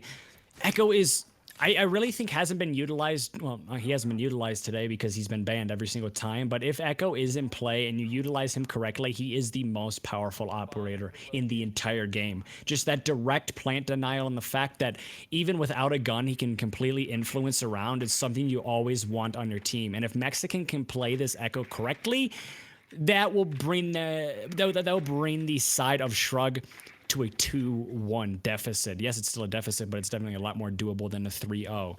But it looks to be a typical take here from the side of Orgless, just getting control of Heaven, or as many people call it, Square, and then opening up that wall is the main objective, and it looks like that is what Thermite is going for right now, as the crosses and the flanks are being held all types of different ways. So, interesting enough, there are actually 2 defenders downstairs on this upstairs hold, and the wall does get open. Not loading is the first to hear it, and they need to really figure out what they're going to do to stop this, as they've taken control of Square, and being a roamer on this kind of site is very difficult, even for Shrug, as you have 2 members, both Wrath and Cloudstruck, waiting for some kind of cue to go pounce on the attackers. Yeah, and we actually are going to be seeing the first kill is going to go in favor of the defense, even with that wall being opened, as just like that, those going to be immediately traded out and then some. As a 4v3 situation, you lost your Echo, such an important operator we were talking about earlier on, but he's going to be the first one dead, as Trippin is going huge, finds 2 for himself, couldn't find a third, and he does. It's making it a 3v1. It's going to be all up to the Mozzie. You don't have a C4 in hand, and you're also running out of bullets. This is not looking good whatsoever for the side of Shrug. But the thing is, you have to get a plant down. The shotgun shells could potentially riddle into the Thermite, but Cloudstruck is visibly confused and doesn't know what he should do. But oh, so very close to ending that one out. But it's a game of inches, and unfortunately, he's not able to get it there. And Orgless lose this round out. Very similar to how Flynn just slightly missed his smokes. We see Cloudstruck just slightly missing his shots below. And they cannot deny the plant. Orgless 3-0 and are looking like a completely different team than what we've seen before. Yeah, unfortunately, I don't know where the Yokais were at that point. I'm assuming that Glowwood got rid of all of them, but the information is not in Cloudstruck's favor. And again, they had 2 people downstairs, but that downstairs hold was never touched with. They never really, only the person that got down was Glowmoji, which actually, no, I wonder how they destroyed the Yokais, because Glow got killed by Flynn in the beginning. Yeah, that's actually very interesting. That is a great question. Maybe the Echo drones were just not in a position where they could see the plant coming down and they were both still up, or I have no idea. Maybe there's just some way that they miraculously got, or maybe a Thatcher. I have no idea. That's an interesting question. Yeah. So they are going to be going back upstairs, the side of Shrug that is, and in a position where they are down 3-0 on a slightly every map. I'm going to be saying this a lot if I cast CL again, but every map is defender sided no matter what. You can literally pick out any map from the map pool. There's always going to be it's going to be a defender sided. So they are down 3-0 and they also are on defense. That's not the situation you want to be in, because just one more round not only guarantees the half going in favor of the other team, but it also guarantees that you did not take advantage of your advantage. That is the simple statistics of a map like Bank, which I don't know the exact number. No, yeah, the exact number. So it's 47% attackers and then 52% defenders, and there's decimals here and there. So this is a slightly defender-sided map, but it's not as defender-sided as many others, but it's still defender-sided. You need to take advantage of that, and right now we're seeing Shrug isn't really. Yeah, they're not able to get the kills they need to, and you just see Orgless making these the last 2 rounds have been normal takes, and they're having win their gunfights, not even plants even, because that's the big thing. You talk about Echo being so powerful, but I see it more powerful during those post-plant situations or those plant situations. And if anything, Orgless are just getting the kills more than anything. They're able to get these wall opens, able to get the sight lines into sight, and they're just winning the fights more than anything. Yes, I 100% agree. I think Orgless, they've realized that maybe the strats and maybe all these technicalities aren't working in their favor. So what's the best thing to do? Let's start playing aggressive and let's start trying to just win our gunfights. And it's working well. It's working extremely well for them so far, as Trippin, I think last round on Thermite, turned into Fragmite and got 3 kills and completely pushed him team to put that 3-0 up on the board. And it's looking like that might be the idea here, just gathering some intel, and then you're going to have an aggressive... Wait, where? Oh, it is. That is completely soft. So there's potentiality here. Potentiality? Is that a word? I don't know. But there's potential here for the side of Orgless to really just get aggressive and push right into sight. And it looks like that might be what they're setting up to do, but he's going to be immediately detraded there. Some shots on the shrines though from the main lobby. Wrath will get on one on his own. He'll take out a trade onto the glow emoji. At least now, what's a trade? He'll get a yokai echo for a IQ, I guess. The yokai at least can give him information. But Blard is still on a roll here. He's got Cloud Strike as well. It's a 3v4. I say that no, 4v2 actually. Bravo good get not loading, and now it's a 4v2. But Lin and Wrath, the last one's alive, and yeah, Orgless is going for all the kills. Yeah, as we are going to be seeing, just again, it's a situation where it's almost just a gun skill reliant game at this point, as Wrath is going to go down and Shrines is able to find the kill onto him. And Orgless, this is their play style right now. I think they have found their identity. It's something they've been lacking for so very long, but this aggressive gun skill first type of idea, and this idea where maybe just get rid of the technicalities, get rid of all the super complicated strats, and get rid of all the super complicated roles. Let's just shoot what we need to shoot. This playstyle is working very, very well for Orgless right now. Yeah, they seem to be taking some, at least some crossfires. If you say Trippin has 10 kills on Thurman, but they seem to be taking these crossfires, but just winning the fights, just moving in and taking the gunfights they need and winning them all against Shrug. I don't know what's up with Shrug this round, but they have not been able to get many kills, as you can see by the scoreboard. Yeah, and I unfortunately was not able to quickly glance at that scoreboard as I was looking over at my notes here. But something that I did find in my notes is the fact that if Orgless do win this out, they won't be forever stuck in relegation zone. They do have a chance to find themselves in the top 4, but they rely on so many other teams losing. So there's still definitely a chance for PG, but I'd like to rephrase that in a terms where they have a chance, but it's not reliant on themselves and they don't have complete control over it. Similar to the team reciprocity situation this year, where they had to rely on Dark Zero beating EG in order to make it to Japan. It's Japan, right? Yeah, they're going to Japan. And it's kind of the same situation we have here for Orgless, but instead of making it to Japan, they're just trying to make it into the top 4. And that sounded a lot more rude than I meant it to, but I just want to point that out. Yeah, at this point, so we have Shrug trying to figure out what to do. They're going to try a third set. They're going to go down to Archives and Tellers. Shrug are not able to find any kind of momentum or just a place they can defend properly against Orgless. Orgless, they're almost playing it like they would try and take the site for a plant, but they're just going for the kills instead, which is interesting every single time. Yeah, and I mean, why fix what's not broken? And I think that's kind of just the idea that we're seeing here from Orgless. And sometimes in Siege that doesn't necessarily work, as Siege is about a game of adapting, and you're expecting change from absolutely everything in Siege except from like maybe a vending machine, because you always need to adapt. You always need to change some things. But if it's working very, very well, there's no reason to change it. But already there might be a little bit of a linchpin in these plans because Mexican was able to find that first kill onto the Thatcher. It's not the worst kill. You could have lost the Thermite, you could have lost the Maverick, but that's still a lot of utility off the board, as well as the fact that most of this playstyle that we're seeing from the side of Orgless is reliant on more bodies than the other team and reliant on just needing to win your gunfights. And the fact that Mexican comes out on top of that one, that's not a good start if you're on the side of Orgless and you're wanting to continue this style of play. If anything, it looks like maybe Shrug needs to get aggressive as well and take the gunfights to them rather than letting those gunfights to them as well. Because a lot of these rounds have seemed to be coming from Orgless taking those gunfights first. So what if Shrug were to do the opposite? As you see Mexican starting us off though, we'll see if maybe they need to do more of that. And we are reaching about the 1 minute mark, and time is definitely ticking down, and not a lot of control has been gained from the side of Orgless, as they don't even have open area control. Cloudstruck is sitting pretty in open area. There's nobody in lobby, and it's just really everybody is completely spread out, as well as the fact Orgless is very, very distracted from Mexican upstairs. Cloudstruck is able to find one onto Blarn, and down goes your Maverick, but Shrines is able to get a refrag on to Cloudstruck, but it's still going to be a 2v4, and just, oh my goodness, Flynn, what a shot on a Trippin, and absolutely deletes the Thermite, and also dropping the diffuser is the Thermite as well. And this is definitely a round that Shrug needed, and they do it in stylish fashion, and they could find their way back into this game, similar to what we saw last game on Coastline, where Orgless was the team that was down, but they slowly brought it back to a potential of a draw. Could we be seeing the same pattern just mirrored?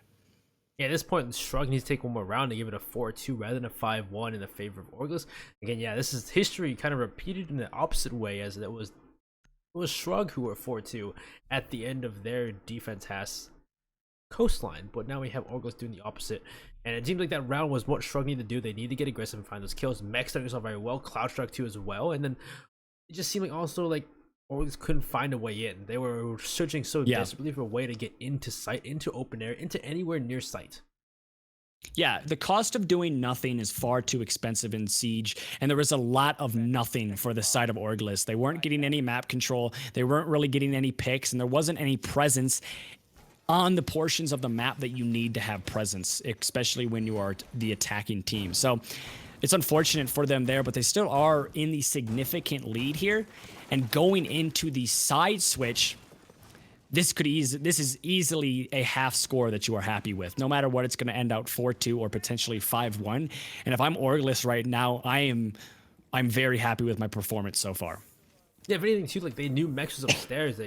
Mex had gotten the first kill onto Glow, but they didn't try any kind of roam clear. They were searching what to do exactly. So Orgless, I hope this time they have a more clear objective of what they're going to take. They had a clear objective on the first 2 rounds, but they're starting to fizzle out, as we've seen before. We've talked about before. We had saw Greg Cube say before they have issues keeping up the momentum, keeping up the motivation, and I hope to see them not lose it like they did before. And most of the time, the reason why I think they lose that motivation is they find themselves trailing during the midpoints of a game. And right now they aren't trailing. They are the ones in the commanding lead. And this could be the confidence and the momentum that they need to just kind of show everybody what type of team they are. Obviously, they're not going to be in this situation every day of the week, and they can't be reliant on being in the lead, and that's when they play their best. But this is a good start for a team that has been struggling lately. And so we'll be playing that same kind of site. We'll have Mex and Wrath again holding the server, have Wrath on server stairs. Wrath last time going big, getting 3 kills, but the rest of his anchors could not hold the rest of the site. Flynn being left alone last time on the defense. Hopefully this time you have the rest of the anchors not go down so easily. Fight. Yeah, I think the anchor play right now from Shrug has been a little bit of their downfall. We've seen some really, really incredible play from the likes of Cloudstruck and the likes of Mexican, who have been... Cloudstruck typically was on the roam, and Mexican has always been on the roam, but we are going to be seeing a Kaid trick come out. I think that is going to goes successfully, as never mind, the thermite charge should be able to open up that hatch, and it is. So there is going to be some control granted to the attack as they're going to be orchestrating their push onto servers. This is always a spot for many attackers that is, it's hell in a cell, and it's just who can win their gunfights. And right now, Shrug is playing very, very aggressively on this hatch. He tosses up a C4, but to no demise. And that is a little bit of a waste of utility. Shots are going to be rattling out, and unfortunately, he cannot hit any of them. He's going to be coming out worst for wear. And playing aggressive on that hatch isn't necessarily the smartest thing, but it definitely can help your team on defense if you play it correctly. So we need to maybe see Kai do it a little bit better, but something we are seeing from Wrath, he was absolutely explosive in this position before. He's able to find one, and there down goes the diffuser, and down goes the thermite. So good luck opening up that wall, but he's able to find another. That's 2 for Wrath. Could he find 3? As we see another attacker lurking, but Wrath is going to be going for it. He doesn't see it, but oh, what an almost a nice shot onto the sledge. Sledge chucks a nade, forcing the Jaeger to retreat just a little bit. SMG-12 is going to be ripped out, but what a shot there from the Jaeger, and Wrath is going absolutely massive. He's done this before, and can he do it again on blue stairs? This is his territory, and he is proving it over and over and over again, and he's able to find 4. Can he pull out the ace of all the decks of cards that he could find? But Glowmoji is completely on the opposite side of the map, and it looks like the ace is not going to be in his favor, but it actually might have been. I don't know exactly who that was. No, it was Flynn who gets the last kill. No, that's not. And that would have been absolutely insane. But Shrug looking very, very good as they sit on the backs of Wrath sitting on blue stairs. Woo, he is dangerous in that situation. You just one by one, they all peek Wrath down those blue stairs. There was nobody trying to take servers to at least cut off Wrath. Instead, they all just push one by one down those stairs. I know, again, he did have an ADS, but I think they burned that out, actually burned that ADS out. And so again, I just don't understand where the utility usage from was for Orgless. But again, we'll be switching halves right now. We'll be 6 rounds gone by, and now we'll have Orgless on defense and we'll have Shrug on attack. That round was 100% a confidence booster for the side of Shrug, but I still think we're seeing Orgless in a position they are in the driver's seat. They just cannot let their foot off of the gas, because the moment they do, you know Shrug is going to capitalize. The way they're playing right now, Shrug is not playing a bad game. It's just, I think Orgless is just playing a slightly better game. And if Orgless somehow slip up just here or there, Orgless is going, no, my fault. Shrug is going to respond immediately, and that could basically flip this game in favor of Shrug. We just need to make sure, if you're on the side of Orgless, stay focused, stay resilient, and make sure you do not let your foot off of the gas at any cost. Yeah, if anything, they just keep playing their game. I feel like last round they kind of lost sight of what their game was, and they pushed way too heavily for the server stairs when they could have easily maybe gotten some more picks coming from main stairs or a different angle, and they just kind of too much tunnel vision too much on that one blue stairs for servers. And so we'll be going upstairs for our first defensive Orgless. They're going to CEO and meeting, or CEO and I think it's president's office. What it was? Yeah, I'm not 100% either, but we are going to be seeing that Echo in play once again. Echo actually hasn't been as influential as you would expect, especially just because how good he is and how valuable his utility is. But it's going to be interesting to see how Blarn utilizes that very, very valuable yokai drone. Or he uses the MP5 SD just heads. Yeah, as well. As we are gonna, he will shoot for it, not make the shots. Ooh, that is the upside down rappel. Unfortunately, doesn't go in favor of everybody. Mexican is going to be the one coming out worse for wear there, but I am not going to lie. I was expecting Mexican to be brought down a lot lower than what he is right now. And Blarn so close to getting a huge kill. It was going to be 2 frag grenades off the board extremely early on, but unfortunately cannot hit his shots. Yeah, last time he had Shrug defending the site, they had 2 people downstairs as well. It just did not work in their favor. So I wonder if Shrug are able to do the same and attack the site straight on and get the kills they need, and not have to roam clear the 2 up below, which is the Pulse. Though it is a Pulse and a Pulse and a Valkyrie though, which could be C4s that could be around for you. That much of a time waster. Yeah, and we are actually going to see the 1 kill come out. That's going to be onto the Maverick. I don't exactly know how Trippin got that. I think it was just, peeking downstairs in the main lobby. Nice shot there from him. He's so close to finding another one onto the IQ. This is a typical spot you see a lot of ACOG players, and it either goes very, very well for them, or it ends very, very quickly. And already it's going very well for Trippin as he takes off the Maverick from the attacking side, and that's a lot of utility that's not going to be used anymore because he has met the grave. Yeah, if anything, Mexican here is just waiting for an angle to find somebody inside the closet, but nobody's there for the moment. And this is kind of where Shrug are stalling out. They need to make a play as Wrath will get one of the shrines though. Is coming from square. They're gonna have to get a wall open. Time is running out though, but they have the time and the utility they need to get this execute down, as you'll have Flynn waiting for a time to plant the defuse. Yeah, they have gotten that wall open from square, and this offers quite a lot of lines of sight and also quite a lot of control for this attacking team. And with 30 seconds left, yeah, that's not a lot of time, but it's more than enough time to form a formidable execute onto the site. We just have to see. Trippin is again in a very nice position for potentially that plant coming in, but he's going to have to rotate a little bit to the north, and with that sledge looming on the windows, oh my goodness, what a shot there from Trippin. Just absolutely shuts down Flame and great map awareness. I actually thought he almost got another one there, but it's going to be Blarn instead. Blarn is going to go down. I don't exactly know what is happening here, but the diffuser is down from below as Glamoji with a nice C4. It's going to be all up to the sledge who is sitting on the windows, and Orgless is able to find another round, and they're one round away here from match point, and also very, very close to getting their very first win in CL. So if anything too, I don't know how he got that shot. I'm pretty sure it's the Yokais too. The Yokais of Blarn, of the Echo, just giving information to these defenders and just making those shots so very well. On top of that, the C4 below from, I think it was the Pulse, probably either Pulse or Valkyrie, and again, they did not roam clear. So that was something different from the defensive Shrug. Is the defensive Shrug below, you had Wrath in Cloudstruck. Cloudstruck had a C4 but not able to use it.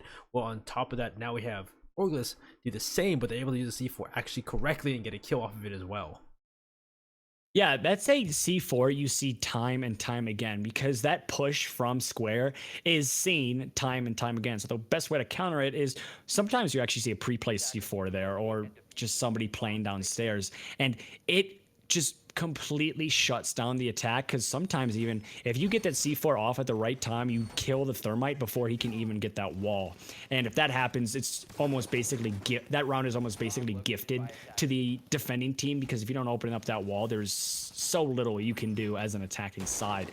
And we didn't see that happen there, obviously, because the Thermite did open up that wall, but just the C4 from below, the lack of intel that there was someone below with a C4 really hurt Shrug there. They might have known somebody was downstairs with a C4, but they just didn't effectively clear that person out, and it hurt them in the end. It definitely came back to bite them, because you lost an operator in a situation where you needed to execute, and they also had the diffuser, and then it was brought down to a 4v1 situation.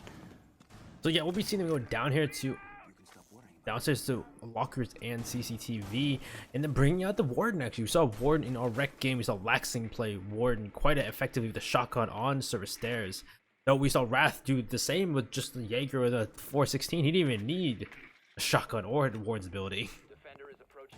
Yeah, and I actually want to see what we're seeing here from Orgless. They are going to, I think, the most, I'd like to call it old reliable bomb site on this map, simply because this is the most defender-sided site on this map, as well as the fact it has been completely unchanged since launch, and people have really developed some almost impenetrable strats to just defend it. So this is the old reliable bomb site here that we are seeing from Orgless, and they are looking to capitalize on it, and they are also looking to not only capitalize on it, but they'll also capitalize on it in a fashion that puts them onto match point, as that is going to be a down with a frag grenade. I don't necessarily know if he knows that it was a down, but he's able to confirm the kill. He could potentially find another, but the SMG recoil is just gonna be a little bit too much, but it doesn't matter as he pulls up the L8582 and takes down Shrines. I have no idea how Shrines was not able to confirm that kill, maybe running out of ammo. But just like that, you are down to your Pulse, your Smoke, and your Jaeger on site, and that is great late round operators, but you just don't have that man advantage, and a lot of map control very early on has been gifted to this attacking team. At this point, they also have the necessary utility and the time to bait out utility from the defense, bait out the C4, bait out those smokes, and actually go for a plant in a normal way, to default way here for this site. And the defense, though, they have the chance, though, but they need to play this well. They need to play this patiently and also deny any kind of flanks, though, because they have the man advantage. They can send someone through main stairs or garage and go for a late flank. Yeah, and time is somewhat ticking down, and right now you're just going to be seeing, like you said, the attacking team is just going to be baiting out utility, getting rid of all the smokes, getting rid of potentially a C4. I don't necessarily know if Pulse has already used that already, but just getting rid of utility is the name of the game right now, as it looks like Flynn is going to go for the fake plant. It most likely got rid of another smoke. We don't necessarily see it here, but Wrath is trying to clear out the Jaeger from Garage, and he's doing a fairly good job at it, as Jaeger is brought down to, well, a down but not out stage, so it's effectively a 2v4 situation. Pulse is well brought down to extremely low health. He's actually going to be confirmed dead. It's actually, no, Pulse is going to be the last one dead, as Wrath, just from Garage, is able to find so many kills, and it's going to be all up to Pulse in a retake situation. This is not the kind of the spots you want to find yourself in as a Pulse player. You have really good utility, but you don't have the best gun, and you have to retake against 3 operators here. Again, that late game flank proving so very powerful. And again, from the hatch though, you have the hatch being opened up slightly by the Maverick of Cloud Shrug, and you get the kill on a Trippin. That was a great, that's the win for Shrug to bring them that much closer to either a tie or put them in the lead. But they also need to not lose any rounds. They can't make any mistakes. Yeah, so as of right now, Orgless have yet to secure that draw. So this is definitely anyone's game at this point. Yes, Orgless have the lead, but what I mean by not securing that draw is the fact that if we see flawless and perfect rounds from the side of Shrug, they can win this game out and they can escape this matchup with Orgless with 4 points. And in a situation where they were down 5-2, escaping with 4 points is very nice, but there also is that possibility of escaping with a draw in both of these teams as well, because they draw last map would only escape with 2 points. So there's just so many different combinations, but the one thing you always have to go back to is the fact that Orgless, because they are sitting at the bottom of the table, they are in a position where they don't want draws, they don't want losses, they need wins. And the fact that they've already gotten 1 draw today, it seems as if that's 1 draw is a little bit too much in this situation, and they need to get a win here. It looks like they're trying out that same strat with the Warden of Bravo Dog. Hopefully this time they can put the ADSs in places where they don't get EMP easily, and Bravo Dog can stay on the stairs longer, as he was grenaded quite easily last time by, I think it was the same person in Mexican. Yeah, the last time as well. So we'll see if it works this time for them. And this time they need to be wary of the late game flank of Wrath, who just at the end of the round there, it was a close finish for both teams, but Wrath just winning it out and closing it out for Shrug there. Yeah, if Wrath lost that gunfight against the Jaeger in Garage, that round could have gone in the completely different direction. But Wrath has been on a heater today, as well on defense, holding down blue stairs, and then just on offense, pushing in through Garage. Was that Wrath again? No, it was not loading. I was about to say, but that's still a very nice shot from not loading. Yeah. Takes down the Jaeger and is going to gift open area control to the attackers this early on. That is a very huge win for the attacking team. Yeah, to lose a member of your team within the first 30 seconds of the game, it's looking like to be a win for Shrug already. But same point, they also still need to get rid of now of, again, Bravo Dog or Blue Stairs, unless they want to go for a Locker's take like Orgless did. They have that opportunity if need be. Yeah, and Jaeger losing out there, it's not the end of the world for the Orgless side, but we are going to be seeing potentially the start of the end of the world, as Mexican is able to get a kill onto Bravo Dog. And that Warden hold, it doesn't work if the team brings nades. The reason why we saw reciprocity against, I think it was, I'm completely blanking on their name. Susquehanna Sonics. The reason why it worked so well against the Sonics is because the Sonics didn't bring grenades. The problem is putting a Warden on blue stairs when grenades are still in play, and you also don't have an ADS. I think that was banned. Yeah, oh yeah, as well. So there's many combinations where Warden works, and there's many combinations where it doesn't work. And right now, this is a combination from the attacking side where Warden will not work. There's nades, there's Thatcher, and there's also potential for just pushing down those stairs and putting that Warden in a very tough position. But Shrines is able to find a kill onto Wrath. And there down goes the IQ, but the plant could potentially be coming out, as baiting out the utility once again is the objective from this attacking team, because they have a lot of time to work with, but they are losing bodies in the process. Not loading is going to go down to I Love Trippin', or just Trippin', and it's going to be a 3v3 situation with 50 seconds left. Yokai is still available too, because the fact that Wrath has died so early in the round, those Yokais are going to be untouched unless they can shoot them from the sky as well. Because the EMPs are gone too from not loading. So it's kind of a really bad situation here for Shrug as they get to bait out things. Another smoke comes out. The Yokais is still in the sky. Flynn's low on HP now because of that smoke. And so last 30 seconds to go is looking to be a win for them, but they have to maybe drop and go for the kills. But I don't see it happening. Trip is going to get one of the Mexican and now down to 3v2 with 20 seconds to go. Yeah, this round looked really, really good for Shrug in the early going, but things are starting to fall apart. But talking about fall apart, Doc goes down, and it's going to be a 2v2. Flynn is so very close to getting that plant down. I don't exactly know how he... Oh, no, actually, the Echo is going to be the one to deny it, and it's going to be all up to Flynn, and just like that, Orgless is able to find another round and puts them on to match point, and also securing the draw, but that's not what they want to hear. They want to secure the win in this situation because they need the points. Let's see what happens. So Shrug at this point, unable to take that round. It's going back and forth at least between Orgless and Shrug, but Orgless now on match point, so Shrug cannot screw up this next round. We go to Executive and CEO for this team again. Last time this won this out pretty handily. It was pretty good shots from Shrines though, going shooting through the bookcase right into the face of, I believe it was not loading, walking through the breach. Correctly? I think it was. It was either him or Mexican, one of the two. But either way, you walk right through. Great headshot from Shrines. Actually, tripping that time. Tripping. Oh yeah, you're correct. Yeah, I think he was tripping onto not loading. Yeah, tripping onto not loading. So tripping playing the dock. He's been promoted. Yeah, of course. I mean, he's doing well with that promotion as well. So he's doing so well. Yeah, he's speaking colors and numbers right now with the way he's been playing with Doc. And if it works, it works. The fragment is what got there. Yeah, of course. Yeah, I forgot about that as well. So Trippin has definitely been helping his team out quite a bit. And this round is very, very important. I think it's even more important for Orgless to win than it is as important if we see Shrug lose. Because Shrug, they are in that 5th place position, and they have secured 1 point, so that will guarantee that they stay in that 5th place position because Disrupt only did get 4 points today.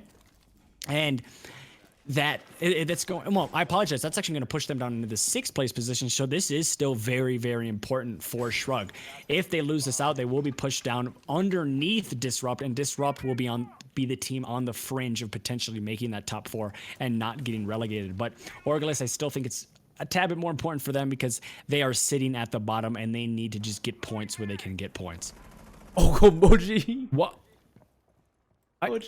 He went for it. He sees Wrath on the cam, but Wrath is Wrath. You don't want to Wrath at all players. You probably don't want to take a gunfight with.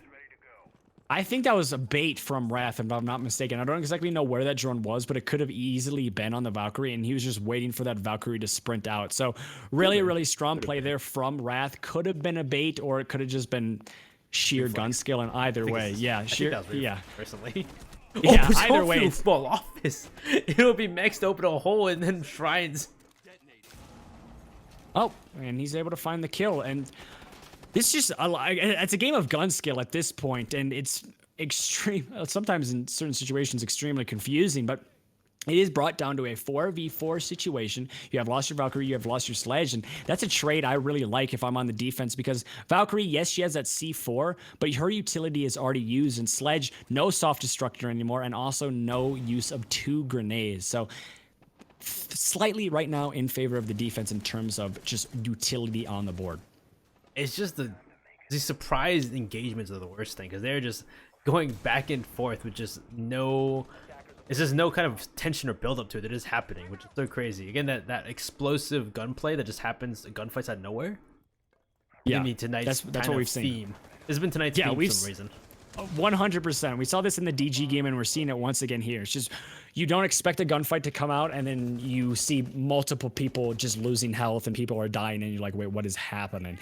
But we have reached a little bit of a stalemate and a little bit of a cold war here, because a minute has passed, and nobody has died. But something that has died is that wall on the east side, and this offers, once again, so many lines of sight and so much opportunity for the attack to just get some control of sight, as Flynn is trying to lay a couple of shots down onto, I don't exactly know who that is. I think it is Trippin, and he is. As Trippin goes down, and just like that, the Doc is dead, but also the Zofia. So the man advantage is still in favor of the defense here, and this is looking very, very good as we are looking at Orgless seeking their very first win in CL, and they're getting closer and closer. Yeah, so the Yokai is still available up, but you have Wrath on the IQ. Some damage on the Blarn. His Blarn's on the cams, actually. He's inside a closet.